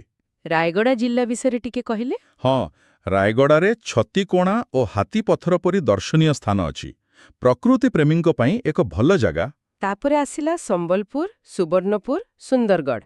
ସମ୍ବଲପୁରରେ ତ ହୀରାକୁଦ ଡ୍ୟାମ୍ ଆଉ ହୁମାର ବକ୍ର ମନ୍ଦିର ଲିନିଂ ଟେମ୍ପଲ ଏକ ସ୍ଥାପତ୍ୟର ବିସ୍ମୟ। ଆଉ ସୁବର୍ଣ୍ଣପୁର? ସୁବର୍ଣ୍ଣପୁର ବା ସୋନପୁର ଗୋଟେ ମନ୍ଦିରମାଳିନୀ ସହର। ସୁନ୍ଦରଗଡ଼ରେ ମନ୍ଦିରା ଡ୍ୟାମ୍ ଓ ବେଦଭ୍ୟାସ ପର୍ଯ୍ୟଟକଙ୍କୁ ଆକୃଷ୍ଟ କରେ। ଆଚ୍ଛା, ତ ଏବେ ଆମେ ଜିଲ୍ଲାଭିତ୍ତିକ ଆଲୋଚନା ତ କଲେ, କିନ୍ତୁ ଏଥିରୁ ଗୋଟେ କଥା ସ୍ପଷ୍ଟ ହେଉଛି କ'ଣ? ଯେ ଓଡ଼ିଶାର ପର୍ଯ୍ୟଟନକୁ ବୁଝିବାକୁ ହେଲେ ତାକୁ ବିଭିନ୍ନ ଭାଗରେ ବା ସର୍କିଟ୍ରେ ଦେଖିବାକୁ ପଡ଼ିବ। ଏକଦମ ଠିକ୍ କଥା ଧରିଛନ୍ତି। ଥିମାଟିକ୍ ସର୍କିଟ୍ସ, ଯେମିତିକି ଯଦି କେହି କେବଳ ବେଳାଭୂମି ଦେଖିବାକୁ ଚାହାନ୍ତି, ସେମାନେ କୋଷ୍ଟାଲ ସର୍କିଟ୍ କରିପାରିବେ। ପୁରୀ, ଗୋପାଳପୁର, ବାଲେଶ୍ୱର। ହଁ, ଯଦି କାହାର ବୌଦ୍ଧ ଧର୍ମରେ ରୁଚି ଅଛି ତାହେଲେ Buddhist tourism circuit, Dhauli, Lalitgiri, Ratnagiri. ଆଉ ପ୍ରକୃତି ଓ ବନ୍ୟପ୍ରାଣୀ ପ୍ରେମୀଙ୍କ ପାଇଁ? ସେମାନଙ୍କ ପାଇଁ eco tourism circuit, Similipal, Bhitarkanika, Tikarpada ଏସବୁ। ଆଉ ଧାର୍ମିକ ପର୍ଯ୍ୟଟନ ପାଇଁ ତ ସୁବର୍ଣ୍ଣ ତ୍ରିଭୁଜ, ପୁରୀ, ଭୁବନେଶ୍ୱର, କୋଣାର୍କ ସବୁବେଳେ ଅଛି। ହଁ, ଏହିପରି ଭାବରେ ଦେଖିଲେ ଯାତ୍ରାଟା ଅଧିକ ସୁବିଧାଜନକ ହୁଏ।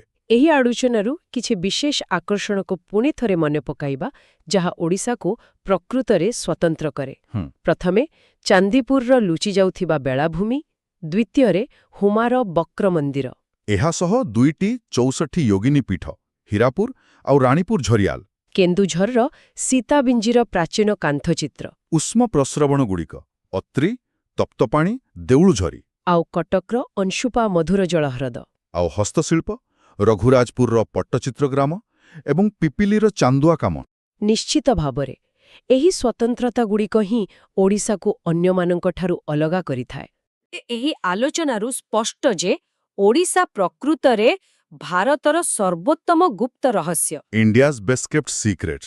ହଁ, ଏଠାରେ ବନ୍ୟପ୍ରାଣୀ, ଐତିହ୍ୟ ଆଉ ପ୍ରାକୃତିକ ସୌନ୍ଦର୍ଯ୍ୟର ଏକ ଅପୂର୍ବ ସମାହାର ଦେଖିବାକୁ ମିଳେ। ଏହି ଆଲୋଚନା ଶେଷରେ ଗୋଟିଏ କଥା ମନକୁ ଆସୁଛି। କୁହନ୍ତୁ। ଗୋଟିଏ ରାଜ୍ୟ କିପରି ଏତେ ପ୍ରକାରର ଅନୁଭୂତି, ମାନେ ଗଭୀର ସମୁଦ୍ରରୁ ଘଞ୍ଚ ଜଙ୍ଗଲ, ପ୍ରାଚୀନ ମନ୍ଦିରରୁ ଆଦିବାସୀ ସଂସ୍କୃତି ସବୁକିଛି ଏକା ସାଙ୍ଗରେ ଦେଇପାରେ? ବୋଧେବେ ଏହାର ଏହି ବିବିଧତା ହିଁ ଏହାର ପ୍ରକୃତ ପରିଚୟ। ଏହା ହିଁ ଶ୍ରୋତାମାନଙ୍କ ପାଇଁ ଏକ ଚିନ୍ତାର ବିଷୟ ଛାଡ଼ିଯାଉଛି। ଓଡ଼ିଶାର ପର୍ଯ୍ୟଟନ ଭୂମି ମାଧ୍ୟମରେ ଏହି ଯାତ୍ରାରେ ଆମ ସହିତ ଯୋଗ ଦେଇଥିବାରୁ ଧନ୍ୟବାଦ।